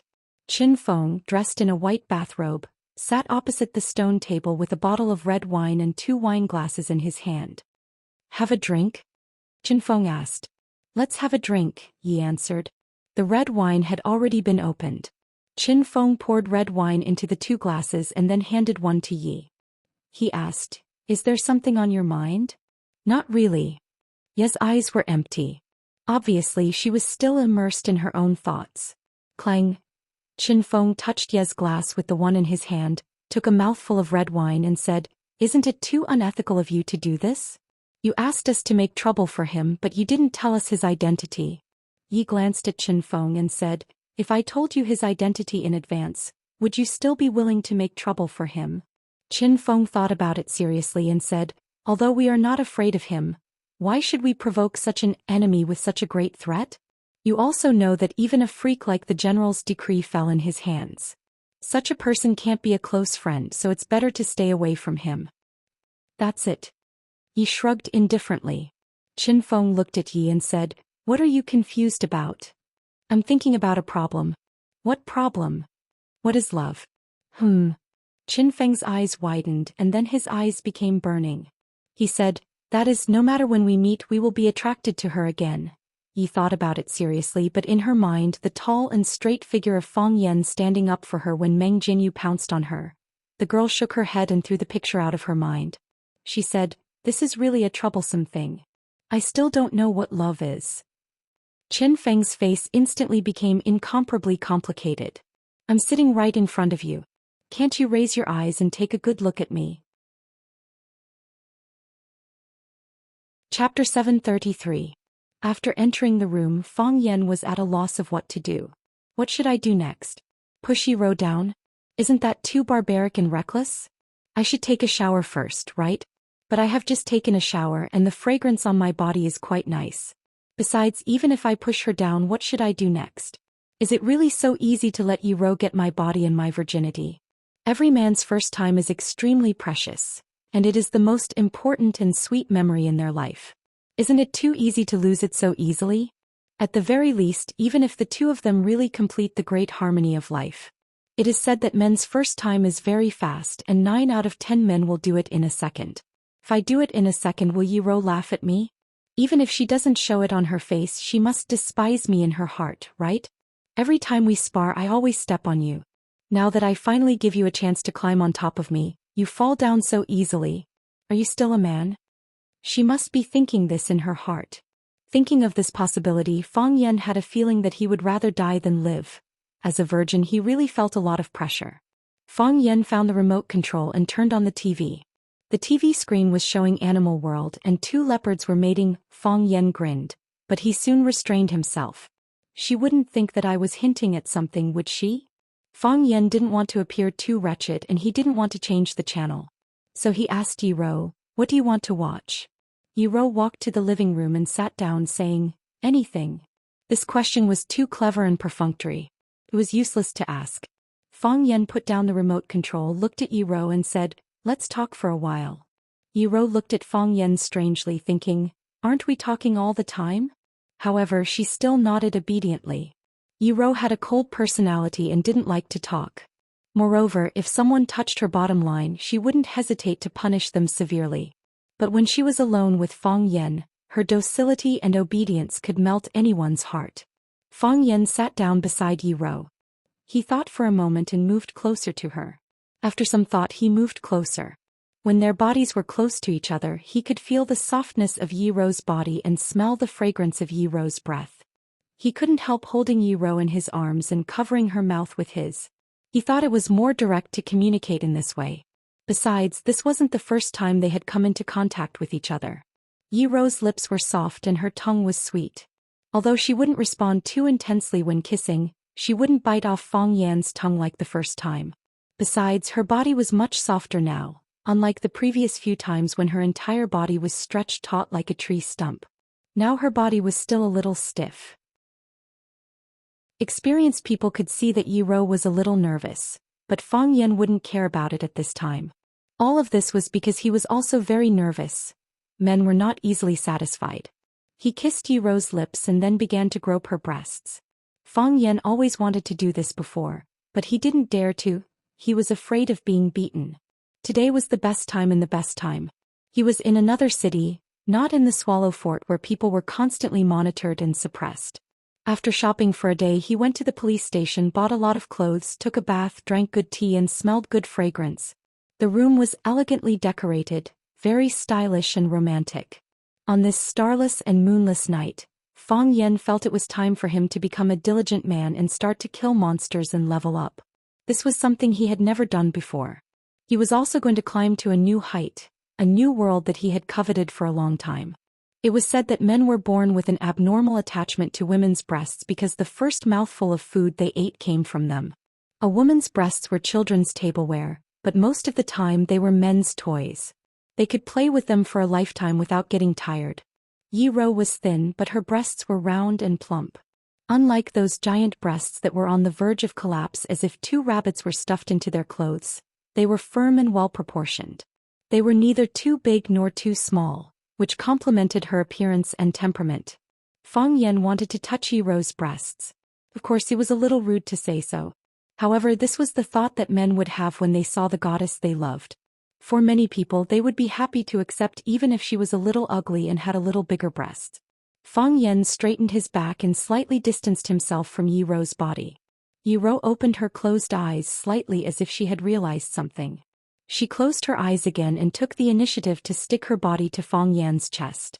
Yi Ro began to resist, although her way of resistance was unusually gentle. Resistance is a normal reaction. Fang Yan encouraged himself in his heart. It's not that she doesn't like you, but she hasn't gotten used to being touched by you. She's just shy.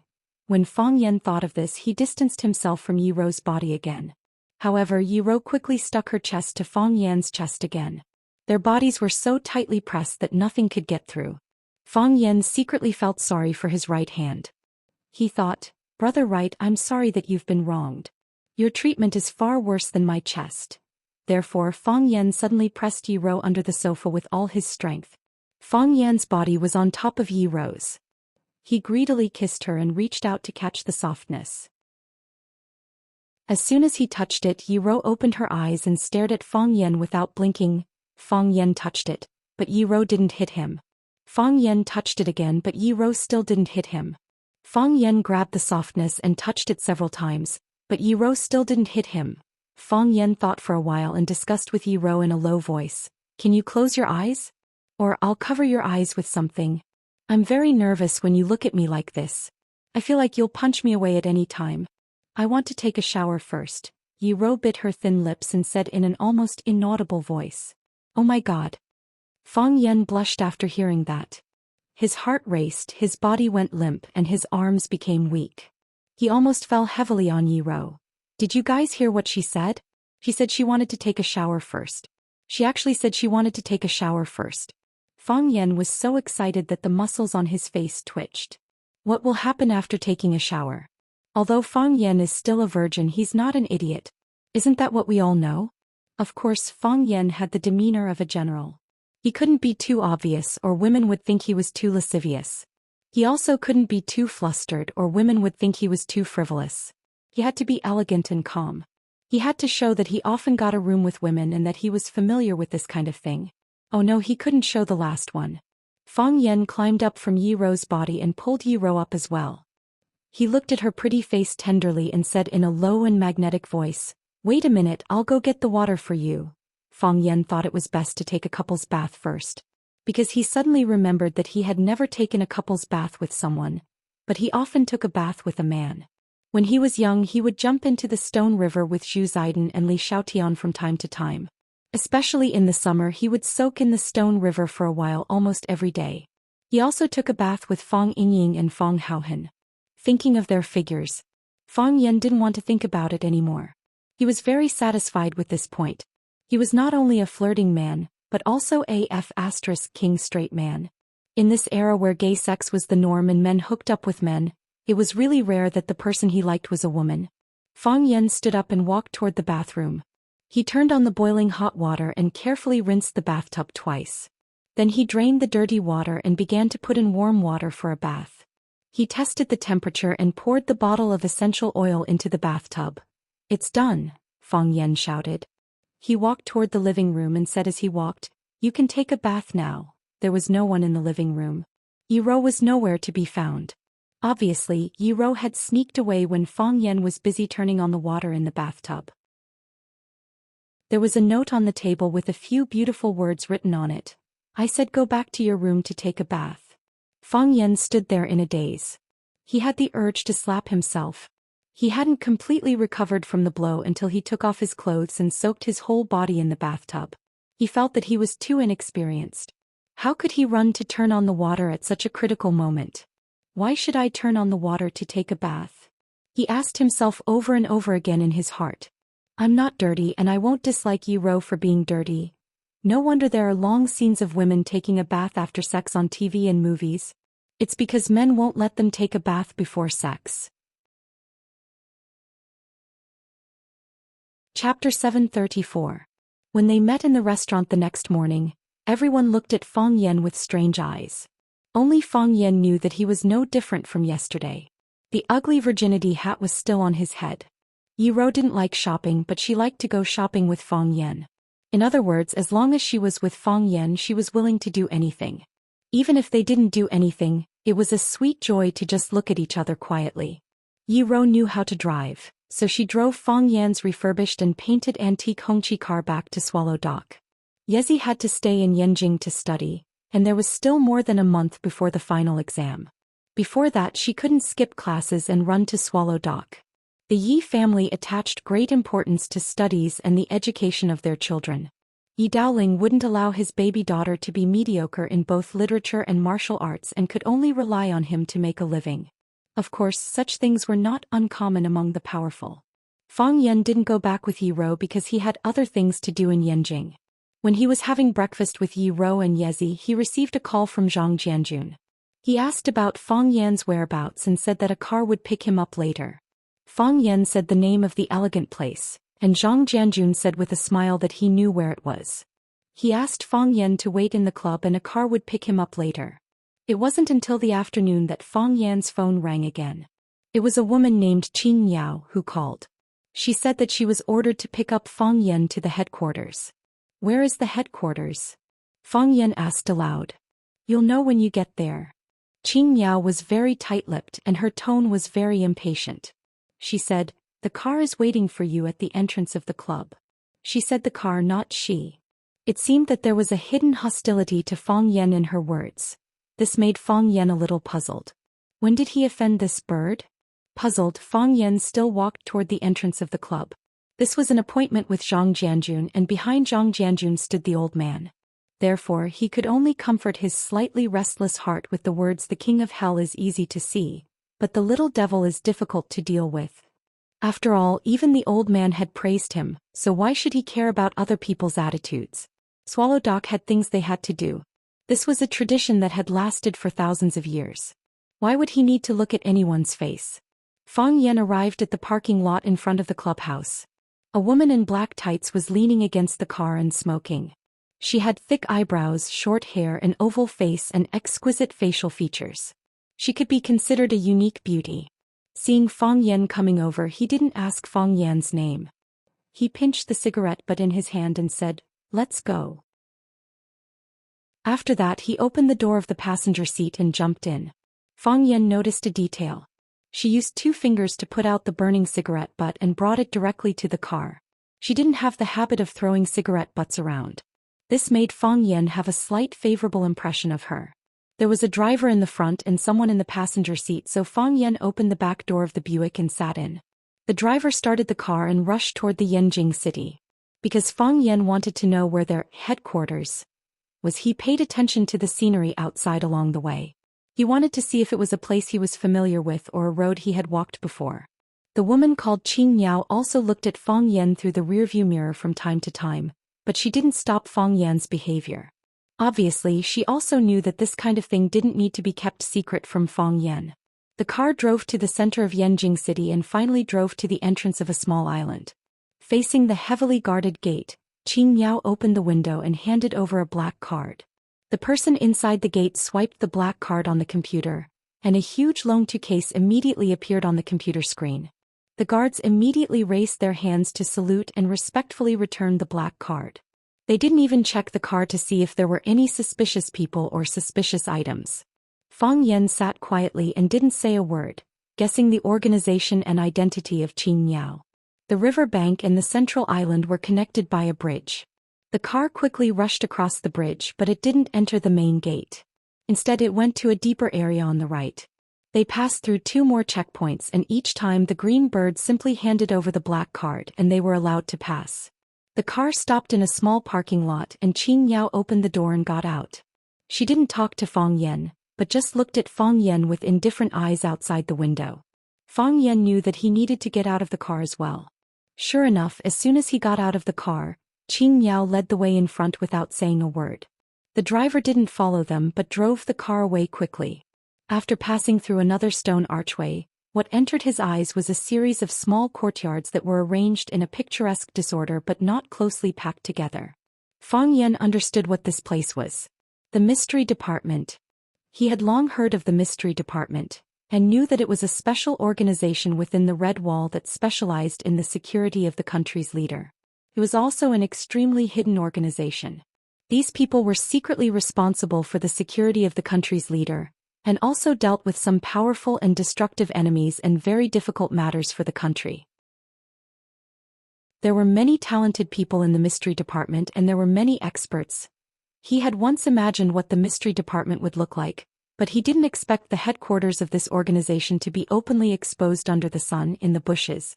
Of course, it was in the bushes under the sunlight of the Red Wall. Fang Yan carefully looked at the small buildings, thinking about what kind of people lived in these small buildings. Of course, what he was most concerned about was where Dragon God was. Logically speaking, the people of the outside world didn't know what kind of experts were in the Mystery Department. However, because the Fang family paid extreme attention to Dragon God, and Dragon God's reputation was too great. Therefore, not only the Fang family but other people in the Jianghu also knew that Dragon God had entered the Red Wall. It was just like how they knew that Azure Dragon had fallen in battle, and that Black Dragon had appeared and disappeared mysteriously. Qing Miao, who was walking in front, clearly felt the change in Fang Yan's mood. She turned around and looked at Fang Yan and shouted, "Don't look around." Fang Yan grinned and said, "I want to see what can you do." Despicable person.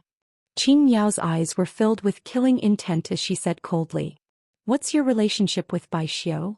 Fang Yan asked with a smile. "You." Surprise flashed in Qing Miao's eyes. She didn't know where she had exposed a flaw that would actually make this guy connect her with Bai Xiu. "Let me guess."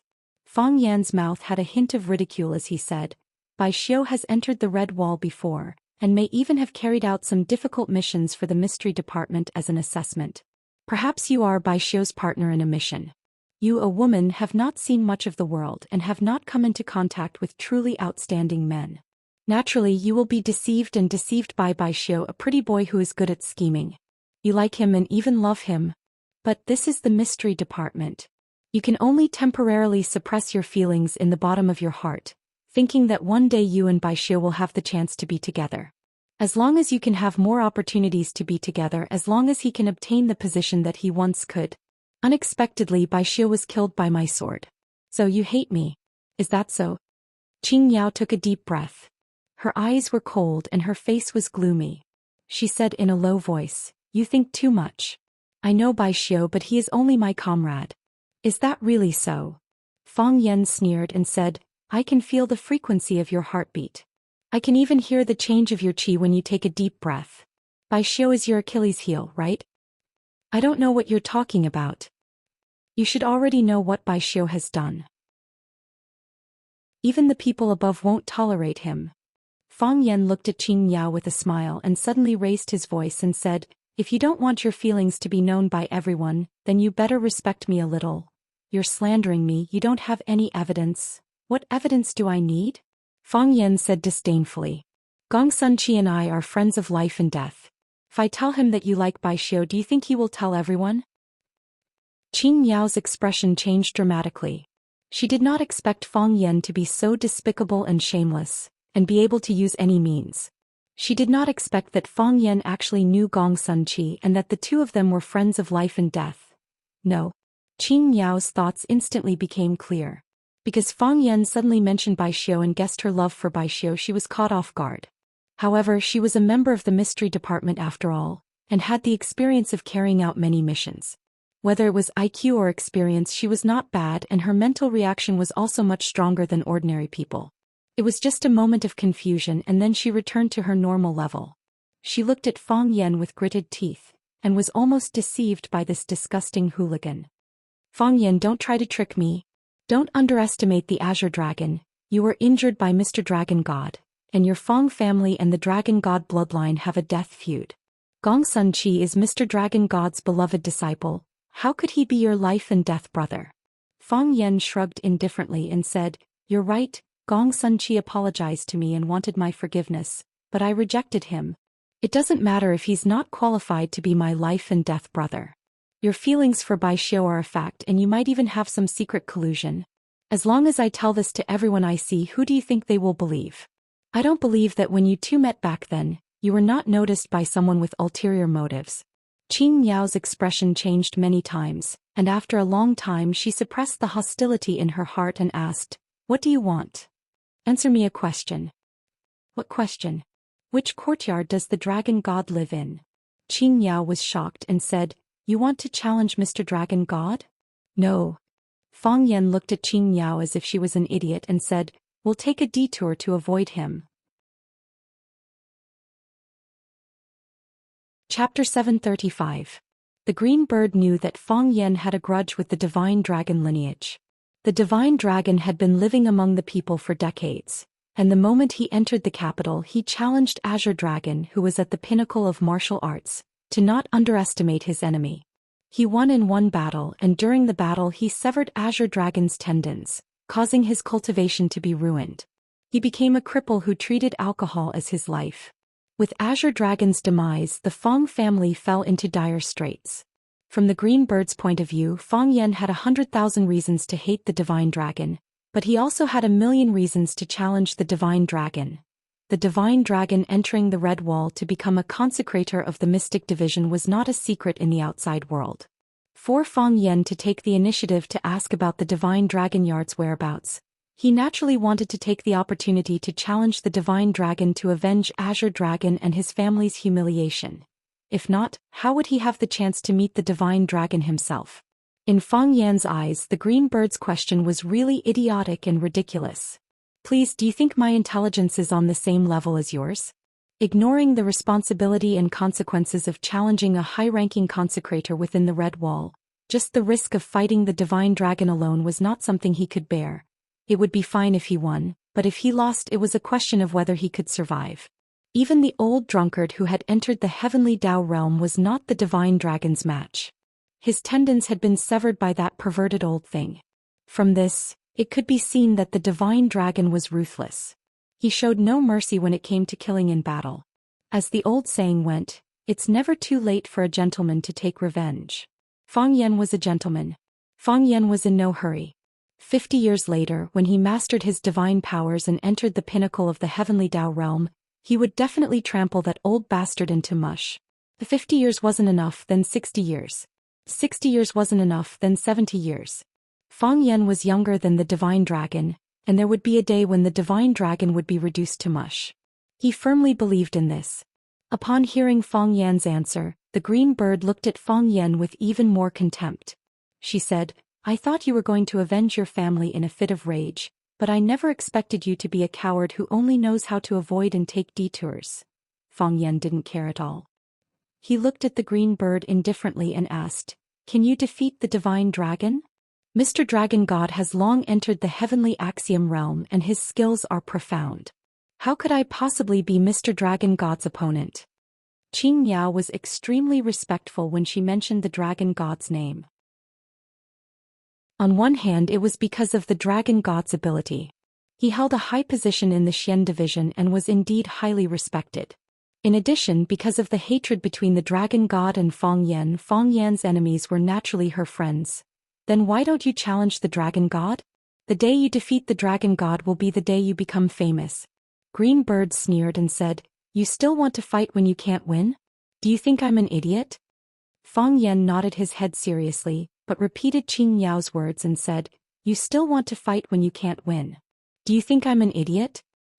Qing Miao was furious and said, "I have no enmity with Mr. Dragon God, so I'm not in a hurry to challenge him. You have a deep hatred with the Dragon God. The elders in your family were hurt by the Dragon God. Now that you've met him, not only do you not seek revenge, but you're also afraid to move forward. For a man like you to exist in the Fang family, you deserve to fall." Fang Yan looked at Qing Miao with a smile and said, "You really want to see me challenge the Dragon God? That's your personal matter. What does it have to do with me? It's just that as a martial artist I can't stand cowards." Fang Yan picked up a stone from the ground and threw it at Qing Miao. He said, "Do we have enmity now? Why don't you take revenge on me? Do you think I don't dare to kill you?" Qing Miao clenched her fists and her eyes were filled with murderous intent. Dust rose up from where her feet were standing and scattered in all directions. That was because she began to accumulate strength in her feet. She could rise from the ground and give Fang Yan a killing blow at any time. "Of course you don't dare," Fang Yan said with a smile. "If you dare to make a move, I'll shout that you're going to kill me. The fact that you're Bai Xiu's girlfriend will be known to the world." "Who's Bai Xiu's girlfriend?" Qing Miao's eyes were about to spit fire. She forcefully suppressed the hostility in her heart and shouted, "Fang Yan, don't slander me. You're angry." A proud smile appeared on Fang Yan's face. He said, "Do you feel that the world is dangerous now? Do you know that you can't speak up now? Do you know what it feels like to be wronged?" Fang Yan's expression froze and he shouted angrily, "Bai Xiu killed my father and repeatedly set up traps to kill me. In the end I used all my strength to kill him. How did I offend you? Is it because when he wants to kill me I just lie there and let him kill me? Is that the only way to satisfy you? On what basis? It's all your words. Who would believe it? Who can testify?" Fang Yan was so angry that he laughed at this woman who had fallen in love. He said, "What does it have to do with me whether you believe it or not? Anyway, I've already killed Bai Xiu. Also, why should I prove anything to you? Who do you think you are?" "Fang Yan, if you can't kill me then don't cause trouble for yourself." Fang Yan stared at the woman disdainfully and said, "Do you know that whether it's a quarrel or a fight you're no match for me?" "Who's no match for whom?" A cold and arrogant voice suddenly came from the dense forest beside them. Fang Yan and Qing Miao looked toward the dense forest at the same time. A young man dressed in black with a delicate face and a strong oppressive aura strode over. The man's eyes were piercingly cold, and there was not a trace of emotion on his face. He gave people a feeling that he was arrogant and difficult to tolerate. "Gongsun Qi," Qing Miao whispered. Because of the divine dragon's illustrious reputation, almost no one in the Xian division dared to provoke him.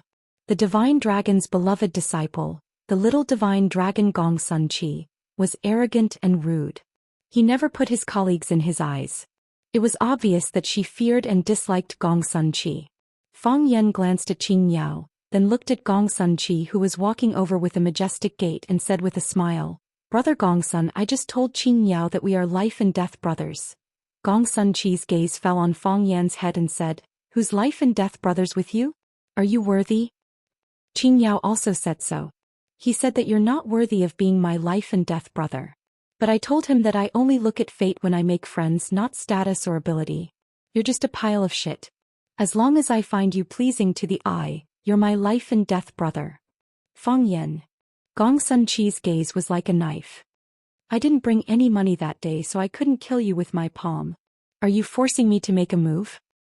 You speak as if you can beat me. Fang Yan said with a smile. Besides. Fang Yan pointed at Qing Miao and said, she was ordered to pick me up, so she naturally has to protect me. If you dare to make a move on me, Qing Miao will kill you with one palm, Fang Yan. Qing Miao clenched her teeth and glared at Fang Yan. She had the urge to bite him to death. She really regretted it. Why did she provoke such a oyous scoundrel? If she had known earlier, her attitude towards him would have been slightly better. Even if she had enmity, she couldn't let him find out. Why did she have to cause so much trouble for herself? What? Did I say something wrong? Fang Yan looked at Qing Yao and asked. You picked me up. If someone made a move on me and you didn't protect me, then it would be your dereliction of duty. I'm afraid it won't be easy to explain, right? Qing Yao knew that Fang Yan was difficult to deal with. She was far inferior to him in terms of eloquence, so she didn't want to waste any more time on the road. The young chief was still waiting for him at the Xian department. Thus she looked at Gong Sun Chi and said, Gong Sun Chi, the young chief wants to see Fang Yan. I'll bring him over now. Gong Sun Chi stared at Fang Yan for a long time and finally said, I'll let you live for now. After saying this, his body suddenly became shorter. Only then did the clothes on his body start to flutter gently with the breeze, and the long hair on his head also danced in the wind. When he walked out of the dense forest, he came with the force of thunder. He indeed had the idea of killing Fang Yan with his palm. At that time he was like a sword that had been unsheathed. In the cool breeze his long hair didn't fly and his clothes didn't flutter. His entire body was surrounded by the energy around his body, forming a transparent vacuum. It was hard to see with the naked eye, but Fang Yan and Qing Yao could feel its existence. Now that it had given up on the decision to make a move, its body and clothes returned to their natural state. Look, you're also threatening me. Fang Yan sighed helplessly. Do you know that anyone who threatens me doesn't have a good ending? When I first came to Huaqing, the school's director threatened me. Then his son was sent to a labor camp. Then Jiang Zhulu, one of the 4 prodigies of Huaqing, threatened me and now he's in prison. Jiang Junling also threatened me. He was chased out of the Jiang family and became a wandering ghost. Now you're also threatening me. To be honest, I'm looking forward to your ending. Tell me, how do you want to die? Fang Yan. Gong Sun Chi's clothes straightened up again and the hair on his head froze again. His palm glowed with a red light, and he could unleash a powerful palm knife at any time. He hated Fang Yan to the core. He hated Fang Yan's stinky mouth to the core. I'm here, Fang Yan replied softly. Are you blind? Gong Sun Chi. Qing Yao hurriedly stood between the two of them.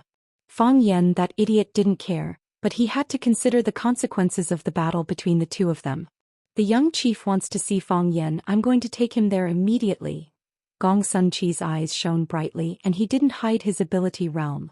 He thought for a long time and could only reduce the force again.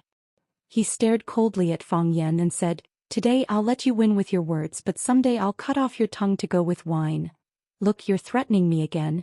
If I were you, I'd quickly shout auspicious emperor. Gong Sun Chi snorted coldly, turned around and walked toward a small courtyard on the side. Fang Yan looked at his tall and straight back and sighed softly in his heart. When would he be able to draw his sword and cut off the dragon god's head, the little dragon god Gong Sun Chi's head, Jiang Junling's head, and Song Zanyang's head and little Dick? Others could draw their swords in anger, but he could only be a lowly person in anger. It was just a battle of words. Even if he won, what was the point? What would he gain? Fang Yan thought about it seriously. At least he was happy in his heart. Well, as long as he was happy, it was worth it. Fang Yan thought in his heart. Qing Yao glanced at Fang Yan and once again led the way in front. When Fang Yan was about to leave behind her, a clear voice rang out. Old friend, I'm here to visit. How can I not see you? Chapter 736. Old friend, I'm here to visit. How can I not see you? His voice was clear and bright, and it didn't have any oppressive might or ruthless aura. It was calm and upright, and it was like a benevolent senior that saw a nephew he liked and issued a sincere invitation. The voice was clear, but he could not see who the speaker was or where he was. It traveled through space and time, but it still felt like it was right in front of him. Green Bird was shocked and stopped in her tracks. She whispered, It's Senior Dragon God. Without needing Green Bird's reminder, Fang Yan had already confirmed the identity of the speaker. He had never seen the dragon god before, let alone heard a word or two from him. However, he was very sure that this person was the dragon god. It was like an epiphany of telepathy or a long-awaited godhood. Dragon god. The immortal dragon god had a tough life. Fang Yan's mouth was full of bitterness. Had he alarmed this old monster? Did he want to cut off his path of progress? Could it be that he dared to cut him down in front of everyone? Hearing the dragon god's voice, Green Bird looked at Fang Yan with a mocking gaze. She smiled and said, Mr. Dragon God invited you to see him. Do you dare to see him? He didn't invite me. Fang Yan said. I don't have any elders who are his old friends. After Fang Yan finished speaking, he strode forward. Oh, he started running. Coward. Green Bird sneered. The dragon god suddenly spoke. Fang Yan and Green Bird were not the only ones who were shocked. Gong Sun Chi, who was walking towards the courtyard, also heard the voice. He turned to look at Fang Yan's distant back and shouted, In this world, there are only a few people who can be called an old friend by Master. Green Dragon, don't underestimate enemy, is one of them. Fang Yan, the old friend junior that Master mentioned is you. I must not decline an elder's invitation. Green Dragon, don't underestimate enemy and your master have no relationship. I only have a deep-rooted hatred and the belief to defeat him. Fang Yan retorted as he ran. You little brat. The dragon god's voice came again. No matter how far Fang Yan walked, that voice would always follow him like a shadow, as if it was right beside his ear. Azure Dragon, Mo underestimate is a heroic and outstanding genius. Even though you were defeated by me, you are still worthy of admiration. You don't even have the courage to see me, so how can you talk about revitalizing the Fang clan? How can you take revenge for Mo underestimate? Screech. Fang Yan lifted his foot and gently put it down. He stood there thinking for a moment, then turned around and walked back step by step. He walked slowly as if each step was difficult. However, his footsteps were smooth and did not slow down at all. Since he had already made his decision, there was nothing to regret. Not hesitating to fight. Not hesitating to die. Are you really going? This time Green Bird couldn't understand Fang Yan. He had already run so far away, so why bother coming back? After all, the dragon god was not Gong Sun Chi. If Gong Sun Chi wanted to make a move on him, he could still stand in the middle and use the young chief to suppress him. However, if the dragon god made a move on him, who would dare to stop him?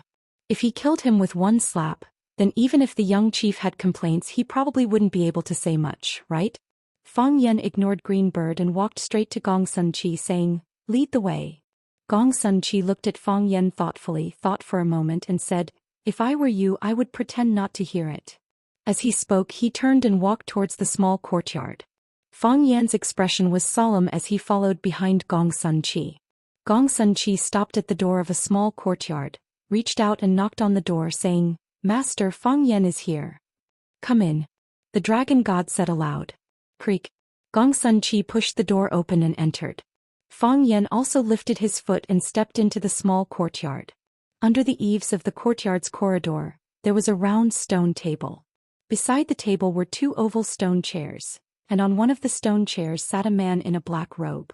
The man's face was thin, his eyes were long and narrow, and his skin was white and smooth. He looked somewhat feminine. However, the light in his eyes was restrained and his hair was black and shiny. When he smiled, the wind blew, and when he did not smile, he exuded power. His eyes were slightly sunken and his lips were thin and cold. One look and one would think that this person was a sinister and ruthless person. At least that was what Fang Yan thought. In his hand was a teacup, and he was tasting the Wudong Mountain vanilla tea that he had just brewed. Master. Gong Sun Chi walked to stand behind his master and then did not say a word.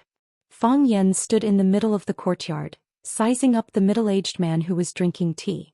This man was one of the three dragons of Huaxia, the dragon god Tu Ming. He was the one who soared to the sky and knocked Mo Qingdi down from his pedestal. Even in the process of the battle, he did not hesitate to use a killing move and cut off the tendons of Mo Qingdi's hand, causing the Azure Dragon Mo Qingdi to become a cripple. In order to restore his pulse, he had no choice but to travel to the extremely cold lands to find the ice dragon. Old drunkard. Fang Yan called softly in his heart. At this moment he was not afraid of the dragon god sitting in front of him. But he really missed the old drunkard who was far away in the foreign lands. They were his elder brother and master, and they were like his father to him. How was he now? Was he still alive? Fang Yan made up his mind. No matter what, he had to make a trip to the extremely cold lands. He had to bring the old drunkard back. No matter if he brought back a living person or a corpse, he had to bring him back to Swallow Dock, back to the Fong family. That was his home. Bulsh *T. Return home in glory or be buried in the snow country. Such words could be said casually. Who would actually take them seriously? Even if he did not find the ice dragon, even if he could not restore his pulse, Chingdi was still the hero in Fong Yan's heart. The dragon god gently blew on the leaves in the teacup, blowing away the tea leaves, and then gently took a sip. He blew again and then took another sip. After 3 consecutive sips, the cup of fragrant tea was finished, and he put down the teacup in his hand. The dragon god looked at Fong Yan, who was in a state of deep thought, and asked aloud, "You two must have a good relationship, right?" Only then did Fong Yan recover from his thoughts of Chingdi. He looked at the dragon god with a fierce gaze and said, "Very good. Then you have a reason to hate me," the dragon god said. Fong Yan grinned and said, "You're telling the truth." "But so what?" the dragon god said bitterly. Chingdi's meridians have been broken, and his cultivation has gone down the drain. I heard that the Fong family has a son, Fong Yan, who comprehended the heart of Tai Chi at a young age. He also sailed against the current, and obtained the blessing of the light of Tai Chi that is rarely seen in 100 years. After a pause, the dragon god said bitterly, "What a pity. The heart of Tai Chi has become a stillborn fetus. There is no wind, no force, and the martial art does not advance. Fong Yan, how are you going to take revenge?" In order to save Yi Ro's life, Fong Yan used the mountain-moving technique to move the volcano into his body. After suffering such a heavy setback, Fong Yan's heart of Tai Chi became silent, and once again became a stillborn fetus. Fong Yan's physical state could not be hidden from a master like the dragon god, who could see his current cultivation level at a glance. Fong Yan grinned and said, "Will you kill me now?" "Of course not," the dragon god said with a smile. "How can you kill people at will in this red-walled courtyard? You see, you can't kill me now, so I can still leave your courtyard safely," Fong Yan said with a smile. "As long as you give me one more chance, I will have one more chance to kill you. Fong Yan, if you want to challenge my master, then defeat me first," Gong Sun Chi said fiercely. What kind of person was his master? Even a junior like Fong Yan dared to say that he would have one more chance to kill him. Did he think he was invisible? Fong Yan waved his hand and said to Gong Sun Chi, "My opponent is your master, you are not qualified." Fong Yan. Gong Sun Chi was furious and he struck with his palm. Pa. A ginkgo tree next to Fong Yan suddenly collapsed, its branches and leaves flew, and the trunk burst as if it had been hit by a heavy object. Fong Yan stood where he was without moving. He did not dodge and he did not even show fear in his eyes. He looked at the dragon god with a calm expression and said, "You see, you still don't dare to kill me. As long as I am alive, there is still a chance." Fong Yan. Gong Sun Chi wanted to strike again. All right.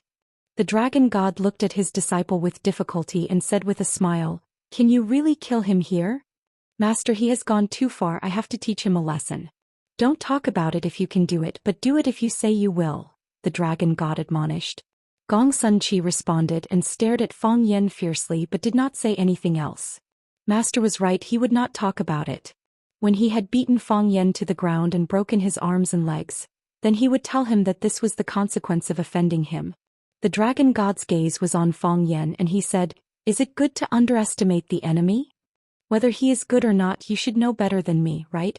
Fong Yan said coldly. This kind of person was really hateful.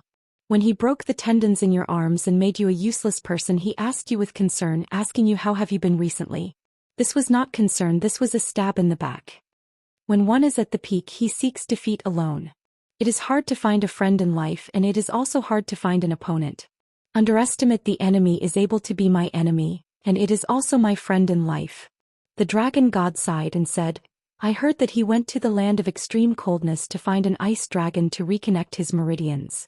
If he really found such a magical item, underestimate the enemy will be able to return to the peak, and I will have a close friend that I can spar with and travel the heavenly axiom with. To me, traveling with him is also a great joy in life." Fong Yan laughed and said, "I only know that the dragon god has a high cultivation base, but I didn't expect you to be so thick-skinned. We are both walking the same path, and as a junior I really want to know, is your shamelessness innate or is it self-taught? Can you teach us juniors some lessons?" Impudent. Chapter 737. According to the ranking of the inner pugilistic world, Divine Dragon, who had long entered the heavenly Tao realm, could be considered a grandmaster of his generation. Although Fang Yan was young and talented with extraordinary achievements, he could only be considered a rookie in front of a peerless expert like Divine Dragon. A junior repeatedly ridiculing and belittling his seniors. This was not acceptable in any place. Gong Sun Chi was anxious to protect his master. After shouting "impudent," he leaped up and punched at Fang Yan. "Come back," Divine Dragon called out. Gong Sun Chi attacked with all his might and was extremely fast. Just as his fist was about to hit Fang Yan's chest, he heard his master shout for him to go back. His master's orders could not be disobeyed. He could still change his moves when he had used up all his strength. Boom! The fist passed by Fang Yan's face and hit the air with great force. A strong gust of wind slammed into Fang Yan's face. Gong Sun Chi's body flew backward in the air and landed lightly on the ground. He once again stood behind Divine Dragon. His face did not turn red, nor did his heart skip a beat.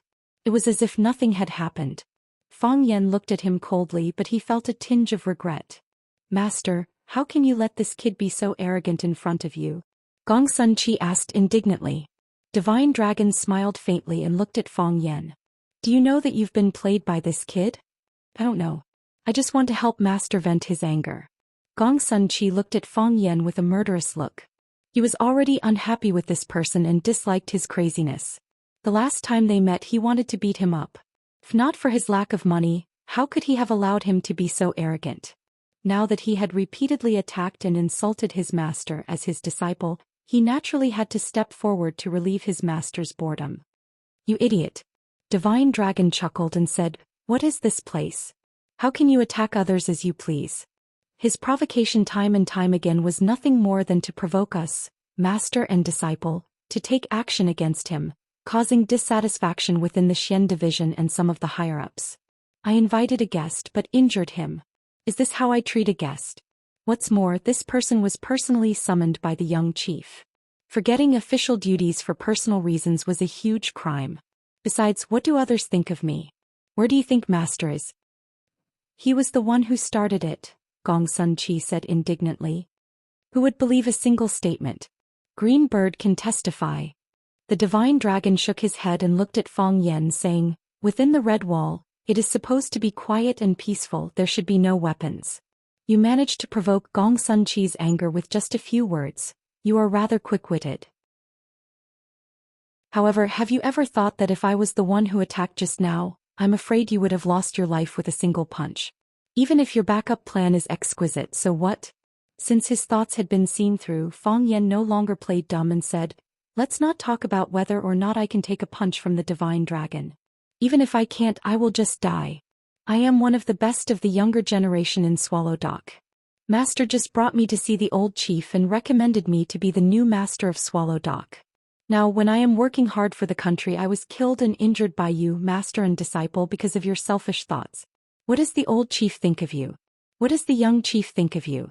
Also, although Swallow Dock doesn't have any heavenly path masters for the time being, they have many heroes. They probably won't allow their own family members to be bullied for no reason, right? The heroes of Swallow Dock didn't die in the hands of external enemies, but died in the hands of you, master and disciple. How will the country give Swallow Dock an explanation?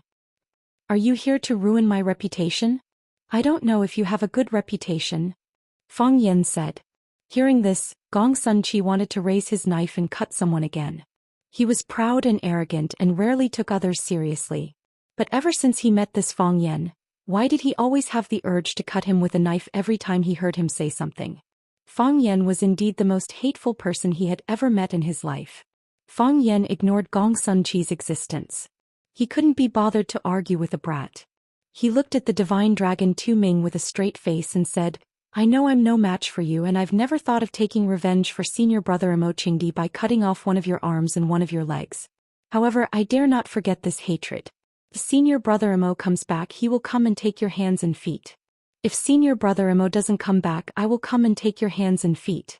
I don't have to worry about the old master laughing at me when I say this in front of you. That was indeed what I was thinking. It is also the goal of my life." I also know that you hate both of us, although I do not know where this hatred comes from.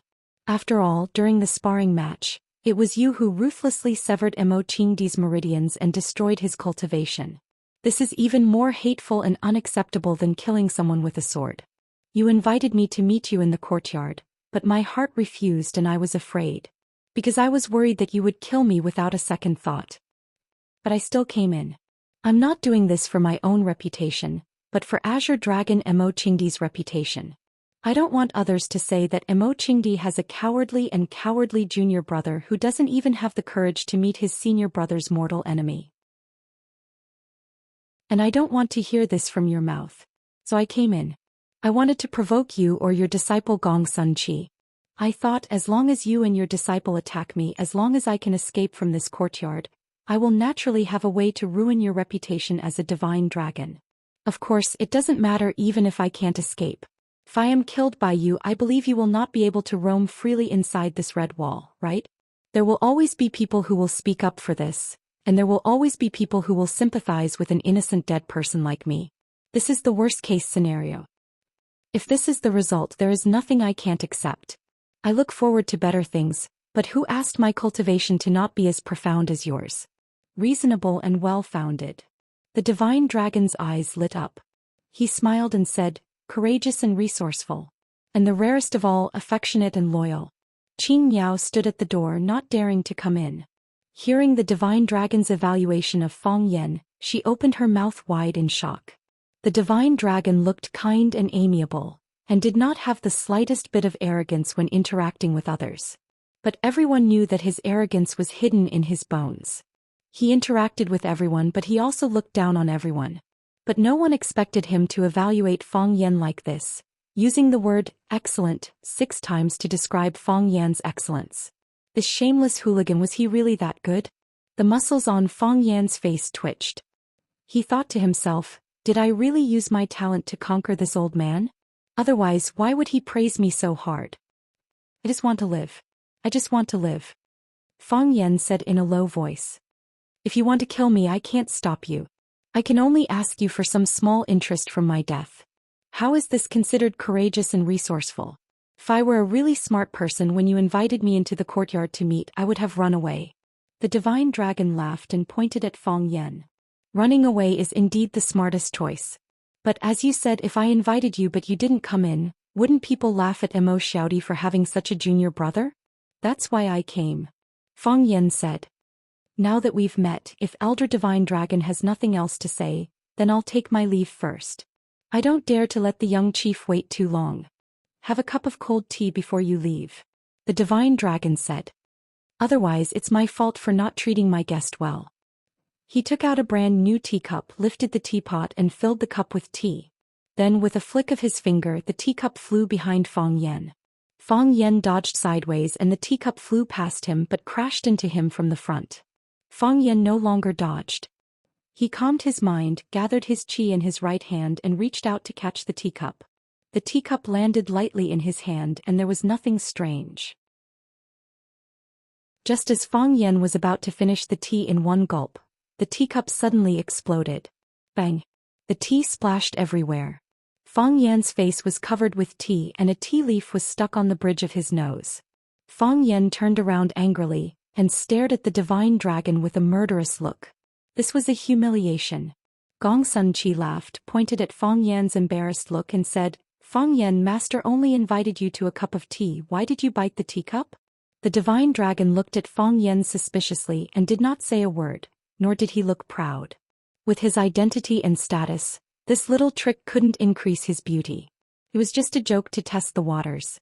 Fong Yan's face was dark, from red to purple, from purple to pale and then back to its natural color. Fong Yan cupped his fists and said calmly, Thank you, Mr. Divine Dragon, for the tea, it's delicious. Fong Yan wiped the tea stain on his face and the tea leaf on the bridge of his nose, and strode toward the door of the small courtyard. The green bird bowed slightly to the divine dragon, and then quickly left with Fong Yan. For some reason, seeing Fong Yan's appearance after being bullied, she did not dare to mock him. The divine dragon looked at Fong Yan's back as he left, his fingers tapping on the table lightly, and did not speak for a long time. Master, it's good to teach this arrogant boy a lesson so that he knows his place. Gong Sun Chi called out. The divine dragon did not respond, and he did not send the guest off with tea to teach Fang Yan a lesson. He looked at the teacup in front of him and asked, "Did the young chief also summon you to carry out a mission?" "Yes." Gong Sun Chi nodded. "I heard that he wants me to carry out a mission with Fang Yan, and I was thinking of refusing." The divine dragon sighed softly and said, "This boy is extremely dangerous, far more dangerous than the green dragon. Do not underestimate him and work with him at his peak. You must be careful." Gong Sun Chi was shocked. Chapter 738. Gong Sun Chi was born in the Luo River martial family, the Gong Sun family. He was also the disciple of the divine dragon, Ku Ming.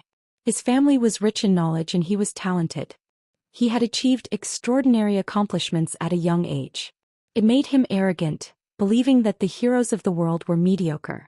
Gong Sun Chi found it hard to accept that his master had praised Fang Yan and said, "This person is extremely dangerous, far more dangerous than the Azure Dragon when he was at his peak." His master had also reminded him, when working with him he must be on his guard. "Master, don't boost the morale of others and belittle your own. I admit that Fang Yan is a little clever, but you said that he is stronger than Emochingdi at his peak. I'm afraid that's not enough to convince your disciple. Emochingdi is a heavenly Dao realm expert. Before Master defeated him, he reigned supreme in the world and was almost invincible. Fang Yan originally relied on the heart of Taiji, but now, after Master's experiments, the heart of Taiji is dead. What's there to be afraid of at such a realm? It's fine if he doesn't provoke me, but if he dares to pull those annoying tricks in front of me, I'll draw my sword and slay him." Gong Sun Chi truly hated Fang Yan this time. Fang Yan had provoked him time and time again in front of his master, but he was unable to humiliate him. Finally, his master had to take action personally. He felt extremely stifled, unable to vent his anger. Strength doesn't just refer to martial arts cultivation. Ku Ming knew his disciple's state of mind like the back of his hand. He said with a clear warning tone, "This kid is very scheming. He has the ability to kill invisibly while chatting. I'm not worried about you fighting him head-on. However, carrying out missions is fraught with peril. If he were to use extreme means on you during the mission, how are you to defend against it? He can make you panic with just a few words, and I'm afraid that his crafty plots and schemes are also impossible to guard against. He doesn't dare to fight me head-on and only knows how to use those underhanded tricks. I look down on such a person." Gong Sun Chi sneered. "However, since Master finds him difficult to deal with, I will naturally be careful when carrying out missions. I don't want to fail miserably and become a laughing stock." "That's good." Ku Ming nodded. Gong Sun Chi thought of something else and asked, "Master, did you send tea to Fang Yan to test Fang Yan?" With a puzzled expression, Lao Ming said softly, "This kid's realm is rather strange. His Tai Chi heart is clearly dead, but there's surging heat flowing in his body as if he's in a state of chi deviation. Maybe he has a cold and a fever," Gong Sun Chi said sarcastically. He was not afraid of Fang Yan at all. He was not afraid of Fang Yan who possessed the heart of Taiji, and he was not afraid of Fang Yan whose heart of Taiji had become a dead fetus. "I hope so." He gently tapped his fingers on the table, closed his eyes and pretended to sleep. After leaving the small divine dragon courtyard, Fang Yan's arms, which were hidden in his sleeves, trembled slightly. Just now he had been forcefully restraining himself, but now he could no longer bear it. The dragon god's kung fu was unfathomable.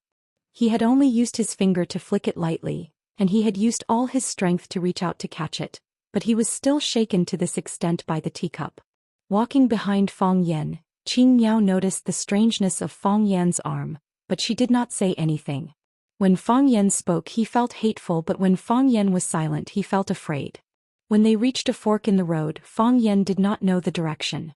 Qing Miao quickly stepped forward and said to Fang Yan, "I'll lead the way." Looking at Qing Miao's graceful figure, Fang Yan followed her into a small red building.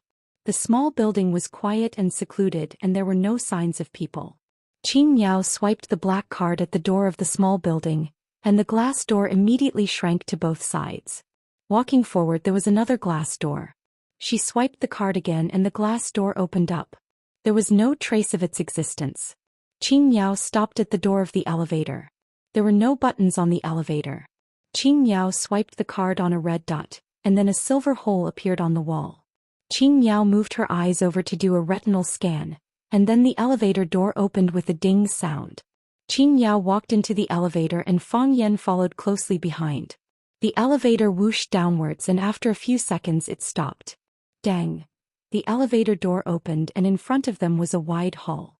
There were many people practicing with equipment in the hall, and there were two men fighting fiercely in the ring. Fang Yan glanced over there and just happened to see a man with pigtails twisting the arm of a bald strong man. Qing Miao did not take Fang Yan to the hall, but took him to a remote passage. At the door of a silver steel office, Qing Miao glanced at Fang Yan and said, "Wait a moment." Qing Miao knocked on the glass door and the glass door opened. Qing Miao stood at the door and made a standard military salute and said, "Chief, I've brought Fang Yan." "Invite Fang Yan in." A calm man's voice sounded. Qing Miao moved to the side and Fang Yan walked past her. The room was wide but the decoration was extremely simple. There was a desk, an office chair and a computer on the desk. Behind it was a row of bookshelves with a few books on them. Other than that there was nothing else in the room. Sitting on the office chair was a middle-aged man wearing glasses. He had a kind face and when he smiled it was like a spring breeze. Although it was the first time they met, Fang Yan was no stranger to this man, because he often saw this familiar face on TV. The man sat on the chair and looked at Fang Yan with a smile. He did not greet Fang Yan, nor did he say anything about taking a seat. Of course, there were no extra chairs in the room. After a long time the man finally said, "When I first met Underestimate he was as young as you. He was graceful and arrogant. At that time I joked that he was the most handsome man in our Xian division. Now that I see Fang Yan I have the same feeling as when I met Underestimate. What an elegant and handsome young man." With the young chief praising him like this, Fang Yan could no longer remain silent. He respectfully bowed to the chief and said with a smile, "Thank you, chief. I'm not as good as senior. Each has his own merits." The young chief's gaze was always on Fang Yan's face and he said, "But the two of you are indeed a little different. At least in terms of character you're very different." When I praised him for underestimating the enemy he gladly accepted it. "He's not as humble as you." Fang Yan smiled again and said, "That's why I'm not as good as senior." The young chief smiled and shook his head saying, "Fang Yan, from the time you were born to the time you walked into this office, all your resume is in my computer. I've studied it for a long time and I have a certain understanding of you, right?" If someone else had said this, Fang Yan would not have believed it. But when this young chief said this to him, Fang Yan knew that there was not the slightest bit of exaggeration. If he wanted a person's information, it was just a matter of saying a word. "I hope I didn't disappoint the chief," Fang Yan said in a low voice. "This was not the time to make jokes. This was not the time to make jokes." "I'm not disappointed," the young chief said with a smile. He pushed away the chair and stood up, striding over to Fang Yan, sizing up Fang Yan who was a head taller than him at a close distance and said, "And you're far more outstanding than I imagined. Even more outstanding than Underestimate when he was young. Perhaps in the path of martial arts, Underestimate is more outstanding than you. But that's only because Underestimate is more diligent than you, and wholeheartedly devoted to the pursuit of martial arts. And you. Sometimes I'm really curious, what exactly is in your mind?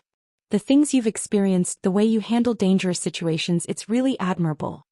The young chief looked at Qing Miao and said, "You already know where this place is, right?" "I know," Fang Yan said with a nod. "Qing Miao has already introduced me to her on the way here. She's a very meticulous person. This is the Xian department.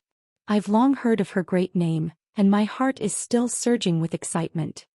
Qing Miao looked at Fang Yan gratefully. When the young chief asked that question, Qing Miao's heart almost jumped out. She was in charge of receiving people, so she had the responsibility to introduce related matters to him. But because she was full of hostility towards Fang Yan, she had been delaying this responsibility. Later, after entering the Red Wall, she met the Dragon God and his disciple, and this matter was delayed even more. She thought that according to Fang Yan's character he would definitely say something bad about her in front of the young chief. Unexpectedly, not only did he not do that, but he even said a few good words for her. This man was really a strange fellow. "Yes, this is the Xian department. The young chief said. I've been in charge of the work of the Xian department all these years, including the matters related to Swallow Dock. But Swallow Dock is a rather special existence, and many times we still need Comrade Nianyu to come forward and communicate. So, on behalf of the Xian department, I welcome you to join us. The Comrade Nianyu that the young chief mentioned was the old chief that Sir had brought Fang Yan to meet, because the old chief was mainly in charge of the work of the military. In fact, the nature of the work overlapped with the young chief in some aspects. Swallow Dock did not belong to the Xian department, and more often than not they worked closely with the military. And in some special matters they had to work together with the Xian department. Swallow Dock was under the dual leadership of the old chief and the young chief. Of course, it was in parallel with the military and the Xian department, and was an independent entity. The affairs inside were complicated, and even the current Fang Yan could not figure them out. It's my honor. I also have to thank the chief for your help before, and Swallow Dock will remember it. Fang Yan said gratefully.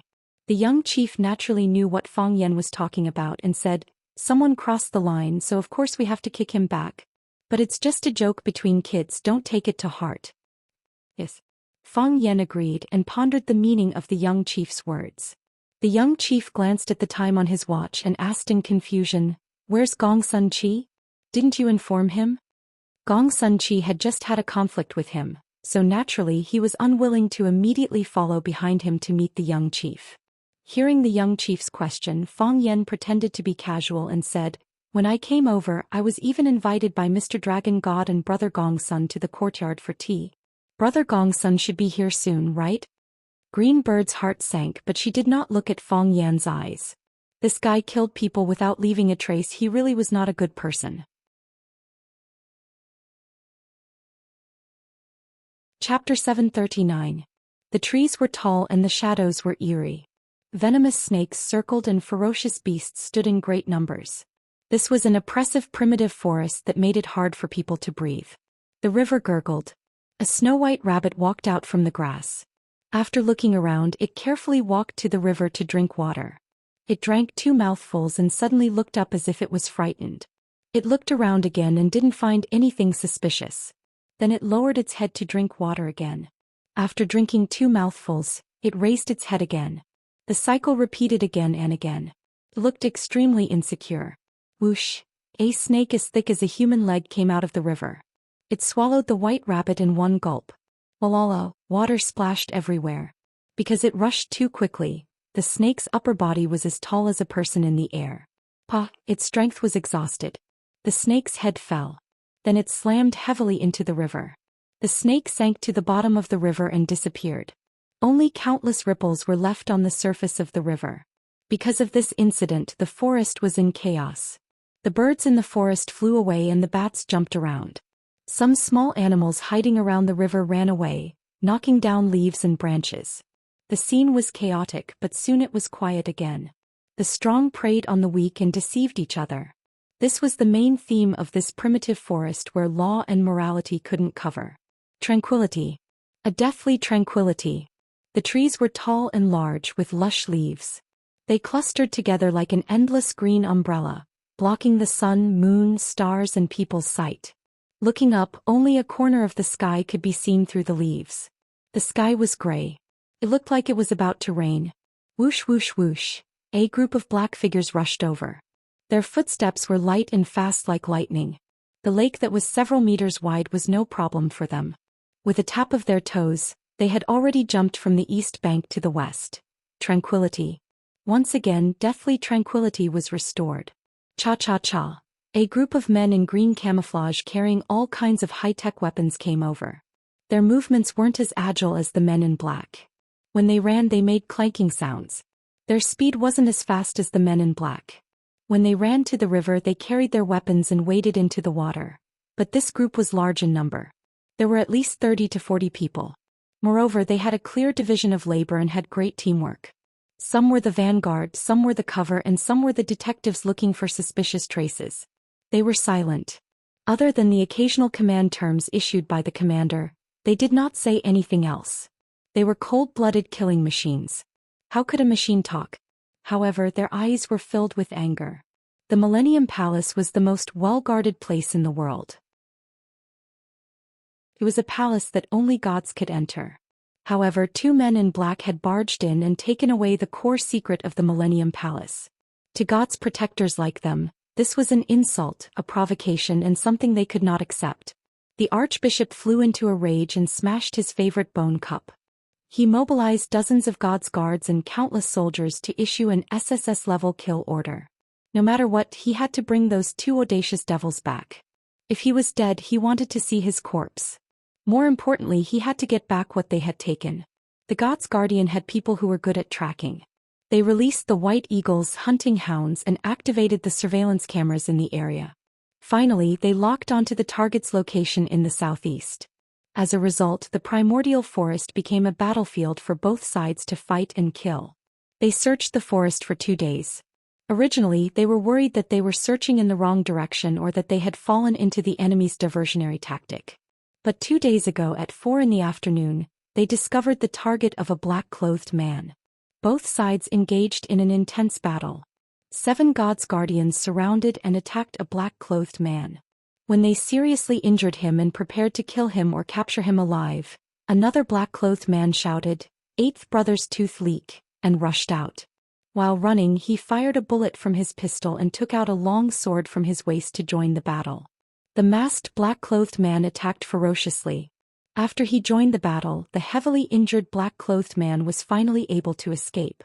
The black-clothed man fought against the 7 God's Guardians by himself. After chopping off the arm of a god general, he shouted a few words such as "Cry and you will dig together," and "Damn it," before looking for an opportunity to escape and disappeared without a trace. These damned East Asians. The Millennium Palace had expended so much manpower and resources to intercept the 2 thieves, but not only did they fail to bring them back, but one of their divine generals was also injured. That was an incomparably noble divine general, an important figure who could drink afternoon tea with the archbishop. The archbishop smashed another human head cup that he liked and began to increase the reward and punishment system. Anyone who could kill one of the black-clothed men would be promoted to a god general, regardless of their previous identity. Thus these people all went crazy. Their eyes were bloodshot. They gathered in groups and combed through the forest again and again. No matter what, they would not allow the 2 damned fellows to return to East Asia. Even if they did, they would kill them and kill them. This was the consequence of offending God. Despicable East Asians, they cursed in their hearts. Cha-cha-cha, another group of men in red robes jumped over the river. They were noble and reserved. Even in this uninhabited forest, they maintained a good image. Northwest direction 23 degrees. Traces of broken branches found. Fresh wildflower petals fell from the Red Devil Valley. Southeast direction 11 degrees. Startled birds flew away. Using a language that outsiders could not understand, the earphones in their ears sent out all kinds of information. They were responsible for categorizing the information. We must kill the 2 demons who broke into the temple. This is the price of blasphemy. I must kill my way to the East Asian temple and take revenge on their fake gods. When they were far away, the river regained its tranquility. Puff, puff. A string of rapid bubbles appeared in the grass by the river. A face slowly appeared on the surface of the river like a pale corpse. Whoosh. After listening carefully for a while and finding no dangerous movements, half of his head emerged from the river. No one would have thought that at the place where the white rabbit was drinking, there was a man hiding beside the big snake. Gong Sun Chi climbed out of the river and pulled out the 2 blood-sucking leeches on his body. Then he looked at the wound on his left rib and frowned. He fought 7 immortal generals alone. When he avoided the joint attack of the first 2 immortal generals, his ribs were accidentally cut by the 3rd immortal general. The 3rd immortal general wanted to stab his heart, but fortunately he reacted quickly and avoided the heavy blade. Otherwise he would have been dead by now. Fortunately, Fang Yen returned and rejoined the battle, breaking their siege. If not for Fang Yen, he would have been dead by now. A few days ago he and Fang Yen met the young chief. Then they circled around the earth and hid their identities to reach the place where the gods had descended. With the help of a spy, the 2 of them passed through many checkpoints and arrived at the sacrificial temple of Millennium Palace. From there they stole their target. If they wanted to take the treasure, they would trigger the alarm switch of Millennium Palace. If they did not want to trigger the alarm switch, they could only not touch the treasure. It was not in line with Fang Yan and Gong Sun Chi's character to enter a treasure mountain but not get the treasure. Thus, the two of them broke the protective wall and ran away with the treasure. After that, they began to encounter a difficult and dangerous escape. The strength of the enemy was beyond Gong Sun Chi's expectations. Although they had seen a lot of information on people on the plane, in Gong Sun Chi's opinion, it was just some boasting of the Westerners. Only Huaxia's martial arts were real martial arts, and only Huaxia's martial arts were real martial arts. Then he was stabbed into this state. Gong Sun Chi took out a bottle of red potion from the depths of his clothes. He unscrewed the cap and drank half of it. Then he poured the other half on the wound. After soaking in the river, the red and swollen flesh that was about to burst open immediately began to reduce the inflammation. The wound also began to heal. With the development of modern technology, all kinds of military medicine had magical effects. If he did not use this medicine to stop the bleeding, he would have been eaten by all kinds of snakes and crocodiles when he was soaking in the river. For a martial artist of Gong Sun Chi's level, this kind of wound was not life-threatening. However, in this primitive old forest with so many people chasing after him, this wound was very fatal. He could not use too much force or too much qi.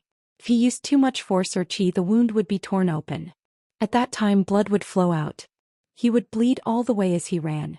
Even if he did not die from bleeding, the blood that flowed out would be the best guide. It would bring a large number of immortal generals and death warriors. The sound of the grass's soft body being stepped on could be heard. Gong Sun Chi held the dagger in his hand. His body leaped high like a cheetah and stabbed in a certain direction in the forest behind him. Crush. A man in black rolled out and said in a low voice, "It's me." Gong Sun Chi stopped attacking and looked at Fang Yan in surprise. Since he separated from Fang Yan 2 days ago, he had not heard from him. He thought that he had already fled back to his country. Wasn't this what he was capable of doing? Now that it seemed that Fang Yan had returned, he could not hide the joy in his heart. Meeting an old friend in a foreign land, even if it was a familiar idiot, was something to be happy about. Chapter 740. In Gong Sun Chi's eyes, Fang Yan was indeed an idiot. You dared to challenge your own master with that small physique of yours. If I were my master, I would have slapped you to death with one palm. How could I allow you to humiliate me like this? Some people say that a brother is someone you can trust with your back on the battlefield. Gong Sun Chi and Fang Yan were not brothers, so he would not trust his back to the other. Fang Yan would take a knife for his brother, but Gong Sun Chi had 100% reason to believe that he would stab him a few times. Gong Sun Chi did not like Fang Yan, not in the past and not now. He did not like him before he boarded the plane, and he did not like him after he landed. At first he did not like him because of the great hatred between the two families. His master, the dragon god, had painstakingly defeated Mo Qingdi, the green dragon, and broke Mo Qingdi's tendons. This caused Mo Qingdi to become a cripple, and also caused the Fang family's luck to plummet. Although the dragon god had painstakingly defeated Mo Qingdi, this did not stop Gong Sun Chi from hating and viewing Fang Yan as an enemy. Because he knew that the Fang family would never forget this hatred, and they would definitely find a way to seek revenge. This was also the reason why people in ancient times liked to play the game of cutting the weeds and eliminating the roots. Later on, he did not like him because he did not like Fang Yan as a person. He felt that Fang Yan was too proud, too arrogant, and did not understand the principles of how to conduct oneself. His master was the dragon god, and it was natural for him to be proud and arrogant. Your senior brother Mo Qingdi has become a useless drunkard. What is there for you to be proud of? When you meet me, you call me brother, and when you eat, you give me a toast. Isn't this a matter of course? What he hated the most was the way Fang Yan spoke, as if every word and sentence carried a halo of mockery. If you could listen to his complete sentence and still resist the urge to cut him in half, it proved that you were very good at keeping your composure. A battle of words. He did not understand the weight of these words before. In the past, he didn't understand the weight of these words. Ever since he met Fang Yan, he deeply understood that some people were really King despicable. However, Gong Sun Chi was still very happy to see Fang Yan. This didn't mean that he started to like Fang Yan, but because he thought that if he couldn't escape, Fang Yan couldn't escape either. Fang Yan was dressed in black and had a black hat over his head. Only his facial features were exposed. This was to prevent others from spying on their true identities when they were on the move. There were many tears on his clothes, some were cut by swords, some were pierced by bullets, and most of them were torn by the thorns and branches in the forest. Their nocturnal clothes were specially made, but they could not withstand such a degree of magic damage and tearing. Phew! Fang Yan took a deep breath and pulled down the mask on his head. His face was painted black and so were his lips and teeth. The Prince Charming of Swallow Dock looked more like a psycho than anything else. Because of the hot forest, Fang Yan was sweating profusely and his hair was wet. It was as if he had just climbed out of the river like Gong Sun Chi. Fang Yan looked at the wound under Gong Sun Chi's ribs and asked with concern, "Are you okay?" "I won't die," Gong Sun Chi replied. "It's good that you won't die." Fang Yan said happily, "One more person means one more power. Even if you can't kill people, you can help me lure some people away. You used me as bait?" Gong Sun Chi said angrily. "Don't be angry, don't be angry." Fang Yan waved his hand and said, "How can I use you as bait? You are my comrade in arms, my brother. In this strange forest, the two of us can only go hand in hand and live and die together." Gong Sun Chi felt a little better. Although he didn't want to be a comrade in arms or a brother with Fang Yan, it was still in his interest to go hand in hand and live and die together. He was injured now, but he was injured. In fact, he was a burden. The fact that Fang Yan was willing to bring him along proved that this person's character wasn't so bad that it would make people's hair stand on end. "Which direction did you come from?" Gong Sun Chi asked the question that he was concerned about. "From the northwest," Fang Yan said. "I set up some traps there, then ran along the Red Devil Valley for a long time, then returned along the original path. Now they should be chasing towards the Red Devil Valley, thinking that we took that route. After all, that route is the easiest to walk to the border of Myanmar. As long as we pass the border, I don't think they would dare to bring so many people to look for us." Gong Sun Chi pointed to the small river beside him and said in a low voice, "I was hiding under the tree roots by the river just now, and 3 groups of people passed by. There were god generals, god servants with heavy weapons on the periphery and their priests." "I know." Fang Yan nodded and said, "I waited for them to pass by before coming back to find you. How did you know I was here?" "I didn't know before, but I followed their search route and came back. I just happened to see you climbing out of the river." Gong Sun Chi frowned and looked up at the thick clouds that were getting lower and lower in the sky. He said, "What do we do now?" "It's very difficult." Fang Yan's expression was also quite serious. He said, "We are now being attacked from both the front and the back. The first group of people who were chasing us ran ahead of us, and they may have already set up a trap at the edge of the forest. If we want to enter Myanmar from the border, we may fall into their ambush. There are still people coming from behind, and once they find out where we are, they will be able to surround us from all directions, constantly reducing the space we can move around. In the end, there will be less and less space for us to move around, and we will still be trapped by them." Gong Sun Chi snorted and said, "I know all this. Let me ask you, what should we do now?" Seeing the dissatisfaction on Gong Sun Chi's face, Fang Yan thought to himself, "This guy really doesn't want to admit defeat. Even now he is still arrogant." He smiled and said, "You don't have to worry, no matter what, I will not leave you behind." Fang Yan's words irritated Gong Sun Chi's sensitive nerves, and a touch of deep red appeared on his pale face. He said angrily, "What do you mean by you will not leave me behind no matter what? Do I need you? I can still go back without you, but you better pray for yourself. You and I don't see eye to eye, let's separate here and run for our lives." "That won't do," Fang Yan said with a serious face. "You are seriously injured. Without my help you will only die. My death is my own business. What does it have to do with you?" "In that case," Fang Yan smiled and said, "You stay behind, I will go first." "You," Fang Yan patted Gong Sun Chi on the shoulder and said, "Take care." Fang Yan glanced at Gong Sun Chi and then quickly disappeared into the forest like a nimble rabbit. Gong Sun Chi was stunned for a long time, and the muscles on his face kept twitching. This bastard, he abandoned me just like that? Didn't we agree that we are comrades and brothers? Whoosh! Fang Yan slid down from a towering tree, covered the mouth of the divine servant at the back of the team, and used a sharp blade to cut his neck. Blood spurted out, but because Fang Yan's gloved hand covered the wound, it did not splatter everywhere. His body first stiffened and then slowly became limp. His soul was taken away by the god of death, and all the strength in his body dissipated. His legs softened and he fell down, Fang Yan dragged his body and slowly put him down on the grass.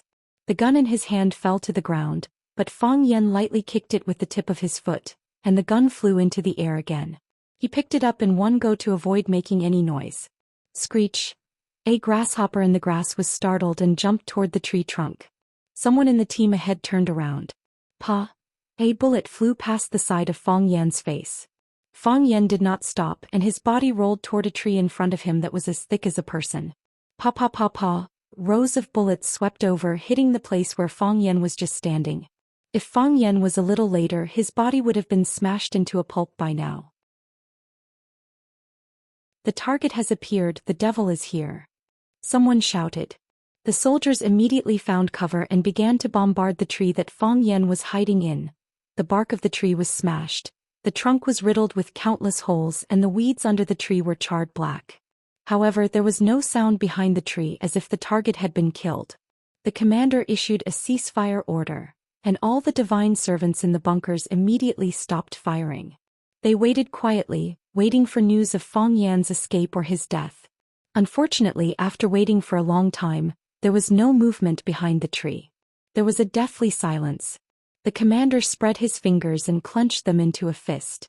The soldiers understood and immediately spread out, walking toward the tree step by step. A sound came from behind them. They quickly turned around, raised their guns and fired at the source of the sound. Pa pa pa pa!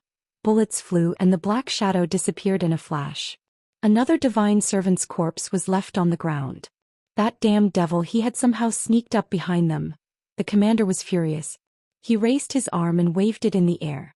The divine servants understood the commander's intention, and they turned around and rushed toward the place where the black shadow disappeared. They fired as they ran, but did they find any trace of the target? Maybe they would be lucky and hit the devil's head or heart. Fang Yan ran through the dense forest and returned fire with his gun. Eighth brother's teeth. Fang Yan roared angrily. He felt that his Japanese was getting better and better, at least the sentence was very good.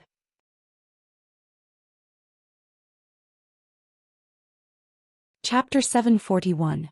Sweat and blood mixed together, turning into a pungent smell that even Fang Yan himself could not accept.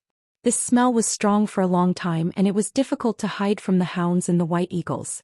All the disguises and traps that Fang Yan had set up previously were no longer effective, and the divine generals and priests who had received the request for reinforcements were gathering here on a large scale. They surrounded Fang Yan from all directions according to the satellite positioning system, and were constantly compressing the space that Fang Yan could move in. When the space became smaller and Fang Yan had no place to hide or take a detour, the only thing that awaited him was death.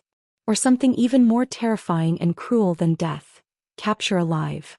The killing was intense. Fang Yan's gun had long been emptied of bullets and he did not have a magazine that could be changed, so he could only use it as a heavy weapon and throw it out to smash people. For an expert of his level, even falling leaves and falling flowers could hurt people, let alone such a heavy metal weapon. Therefore, when he used the empty gun to smash the head of a divine servant, causing him to fall to the ground with his face covered in blood, his body had already burrowed into a dense wild banana bush. He's a demon, kill this demon. Requesting reinforcements, he ran into the banana forest, reporting the latitude. Everyone spread out, be careful of his sneak attacks. This small team originally had more than 20 people, but in the process of chasing Fang Yan found an opportunity to kill more than a dozen of them. They only had about 10 people now and they were in hot pursuit waiting for reinforcements. The divine generals and priests would also know their current movements based on the satellite positioning system on them. In addition, they had to be on guard against Fang Yan's counterattack and the annihilation of the entire team.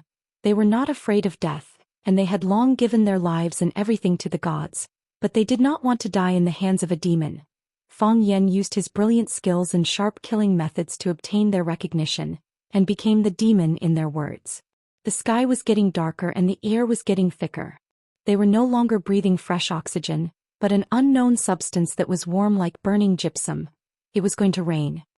Let's have a rain, Fang Yan thought to himself.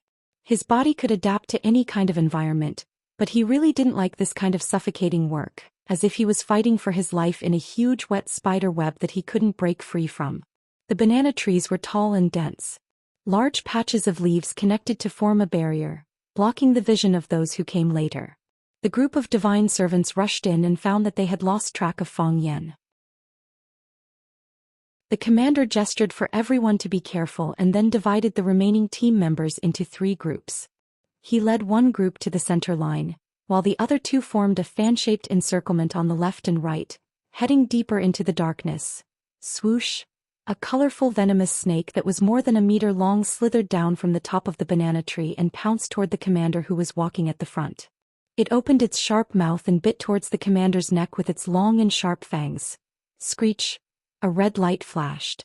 The commander held a gun in one hand and a tri-edge bayonet in the other. When the venomous snake pounced, he took out the bayonet and cut off the venomous snake's head. For people like them, this kind of monster really didn't have any deterrence. The snake's blood spurted out. He liked the refreshing feeling of cleanly cutting off the target's head. It would have been even better if he had cut off the heads of the 2 men in black. Just when he was praising himself in his heart, a crisis came. Fang Yan, who had disappeared without a trace, reappeared. He leaped up from the hole covered in dried leaves and crawled on the ground like a giant lizard. He stabbed the dagger in his hand at the lower 3 arteries of the divine servants. Whoosh, whoosh, whoosh. He stabbed 3 times. 3 divine servants covered their crotches and rolled on the ground. The 3 men lost the joy of being a man and were castrated by him. Pa pa pa. A dense barrage of bullets flew towards Fang Yan's body that was rolling on the ground.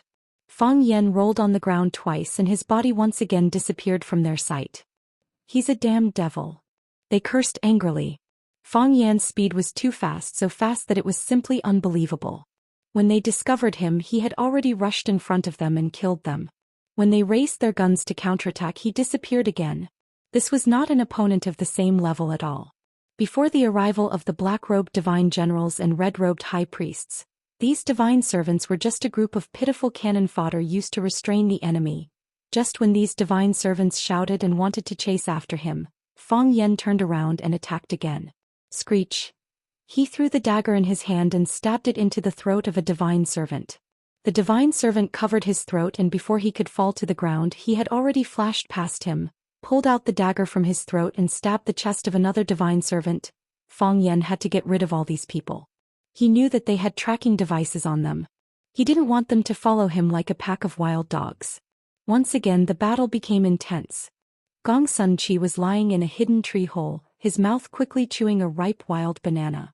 He didn't escape in the direction that Fang Yan had left. Instead, he found a more secluded tree hole nearby to hide. Now was the time when the divine servants and divine generals of the Millennium Palace were searching for him. His physical condition wasn't very optimistic. If he encountered a situation where there were 7 against 1 again, he wouldn't be able to hold on. Of course, even if he encountered 1 or 2 divine generals, his situation wouldn't be optimistic either. However, he wouldn't admit this point. The injury under his armpit was very serious. Not only was his flesh cut, but even his bones were injured.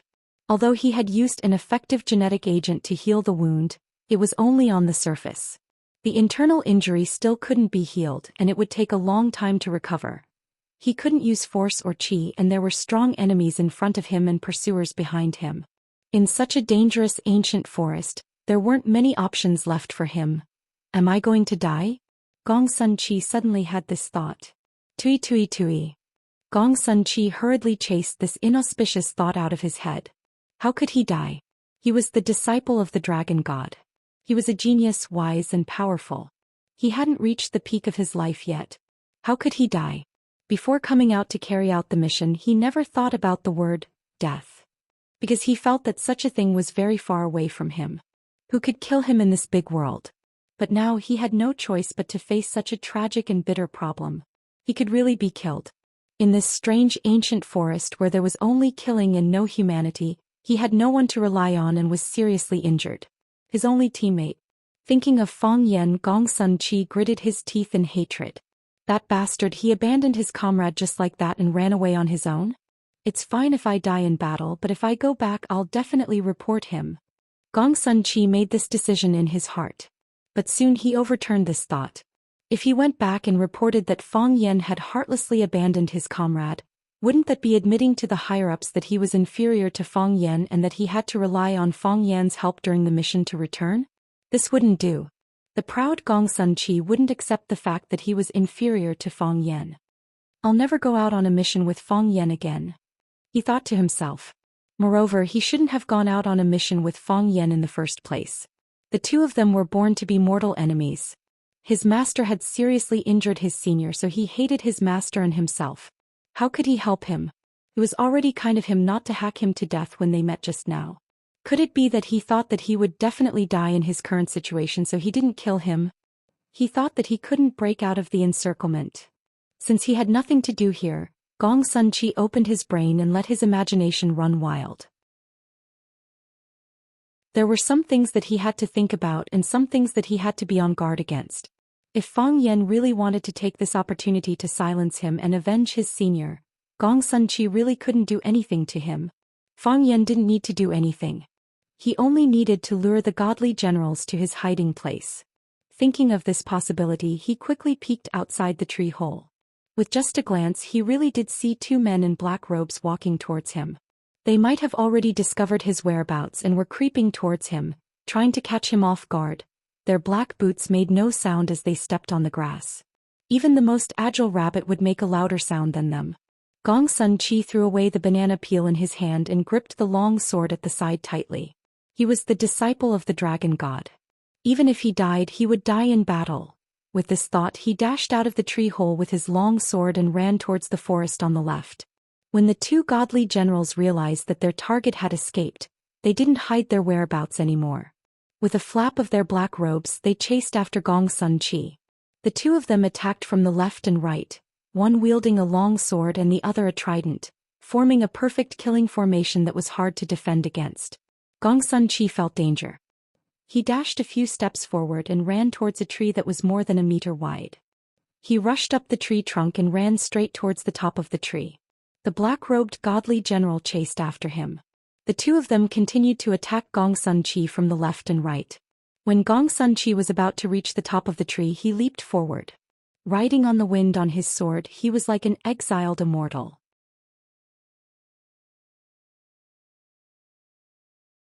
Chapter 742. Blood drop by drop, dripped down. The emerald green grass beneath his feet was dyed red, and even the moist soil was once again diluted into a puddle of mud. Because he had exerted too much strength, the wound under Gong Sun Chi's right rib was pulled open again. Blood seeped out from the wound and soaked his clothes, then dripped down from the corner of his clothes to the ground. His eyes were like a wolf's as he stared at the two men in black robes in front of him. They were two tall blonde men with pale skin and deep eyes that glowed with a green light. Gong Sun Chi was a wolf, a ferocious and relentless wounded wolf that would fight to the death. They were also like wolves, greedy, noble and bloodthirsty wolves. Gong Sun Chi held the sword in his right hand. The body of the sword, called cloak, was trembling slightly, and a pool of blood flowed out from the groove of the sword, then flowed down the tip of the sword. The blood on the sword was the enemy's blood. Gong Sun Chi desperately stabbed the divine general with Neptune's trident, and paid the price of being ruthlessly slashed by the other divine general with a long saber. That saber slashed his back and he couldn't check the wound, but he could feel the flesh on his back being flipped open, and blood spurting out like a fountain. If it wasn't for his excellent dodging skills, he would have been slashed in half by that divine general. These divine servants indeed had powers that were incomprehensible to the outside world. Gong Sun Chi's legs were weak and he felt that he could fall at any time. He had used up all the strength in his body, or rather all the strength in his body had been used up along with the blood that flowed out. In these 2 days he had lost too much blood. Because of his severe injuries, every movement he made required more than 10 times the strength than before. He used his strong willpower to control his body, as well as the pride that made him feel superior at all times. He didn't want them to tremble too obviously because that would be very embarrassing for him. Yes, he was such a proud man. In the Xian department he was very proud because his master was the divine dragon. In front of Fang Yan he was very proud because his master was the divine dragon. He was equally proud in front of these divine generals of the Millennium Palace because his master was the divine dragon, the most powerful man in Huaxia. These clowns. His expression was cold, but his heart was filled with disdain for these people. If I hadn't been injured, if I had been at my peak, I would have killed all of you with a swift knife. He knew that he couldn't bear the next charge in his current condition. However, the two immortal generals were still alive. Puff. Gong Sun Chi spat out a mouthful of blood. Blood dyed his mask red, leaving a choking sour taste in his throat. He reached out, pulled off his mask and threw it away. He faced the two divine generals with his cold, handsome face. Am I going to die?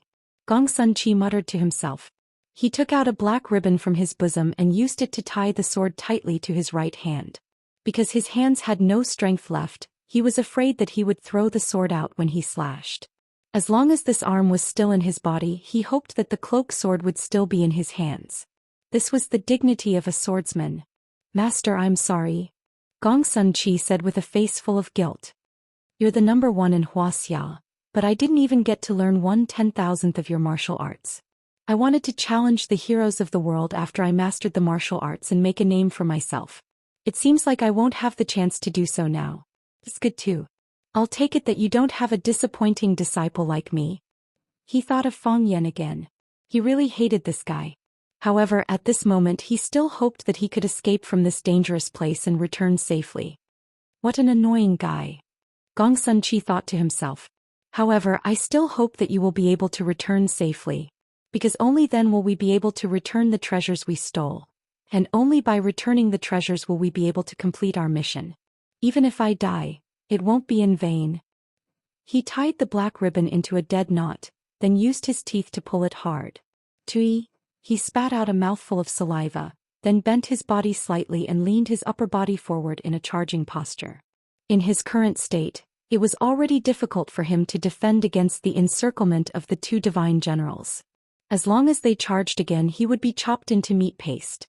However, the remaining energy in his body was just enough for him to make one more attack. An attack with no chance of survival. Even if he died, it would be because he killed the enemy first. And then get killed. Thinking about it, he still felt embarrassed. But what could he do? To Gong Sun Chi, this was the most dignified way to die. Master. Gong Sun Chi thought for a while, then said in a deep voice, I can't kowtow to you anymore. He tightened his grip on the long sword in his hand, then rushed towards the two impatient divine generals. Rumble. A sudden clap of thunder tore through the sky and a majestic rain poured down. Whoosh. The curtain of rain covered the heaven and earth, as if the whole world was covered by this rain of arrows. Swoosh. Gong Sun Chi fell to the ground, panting, his whole body submerged in the muddy water. There were countless wounds on his body, and a few of them had penetrated deep into his internal organs. The muddy water is too dirty and the posture is too unsightly. Gong Sun Chi felt very uncomfortable. He really wanted to ask the two divine generals if they could help him up or change his posture. On one hand there was a language barrier, and on the other hand he was even more unwilling to ask for help. I'm going to die anyway and no one will see me when I die. He comforted himself. Kacha. The man holding the trident walked towards him step by step. Kacha, kacha. His boots stepped on the muddy water, making a piercing sound. Where is the divine weapon? He asked in a language that no one could understand. Gong Sun Chi lay there motionlessly, thinking, is this guy an idiot? If you don't speak the Huaxia language, who knows what you're saying? Hand over the divine weapon, or you'll go to hell. Gong Sun Chi closed his eyes powerlessly. He could feel the sharp weapon in the man's hand. Kacha. The man in black raised the trident high and smashed it towards Gong Sun Chi's head. Swish. A silver light flashed and the man's raised arm fell to the ground, along with the trident in his hand. The divine general holding the long blade was shocked, and rushed towards the man in black who had suddenly appeared. The man in black advanced instead of retreating, raising his sword and rushing towards him. The two brushed past each other. The man in black looked at him with a face full of unwillingness, unable to believe what had happened in front of him. Crack. The man in black's body was split into two, and the lower half of his body was still standing. Fresh blood sprayed into the air, and then it was slapped down by an even denser rain. The man with the trident looked at his arm that had been split in two, but he didn't feel any pain. He was stunned for a moment, and then the red light in his eyes blazed. Roar. Charge. His body leapt high into the air and his good arm clenched into a fist. The fist carried a strong gust of wind and countless raindrops smashed towards the man in black's head. Swish. Another silver light flashed. The Divine General's other arm was also cut off. His body flew past the man in black, blood spurting out of his body. Swish, swish, swish, swish. The man in black's body counterattacked and he chased after him, striking continuously. When he stopped moving, the Divine General's body could no longer stand up. What happened? Gong Sun Chi opened his eyes. I'm still alive? Crack, crack. Someone walked towards him step by step and then stood in front of him. He wanted to look up, but he didn't even have the strength to do so.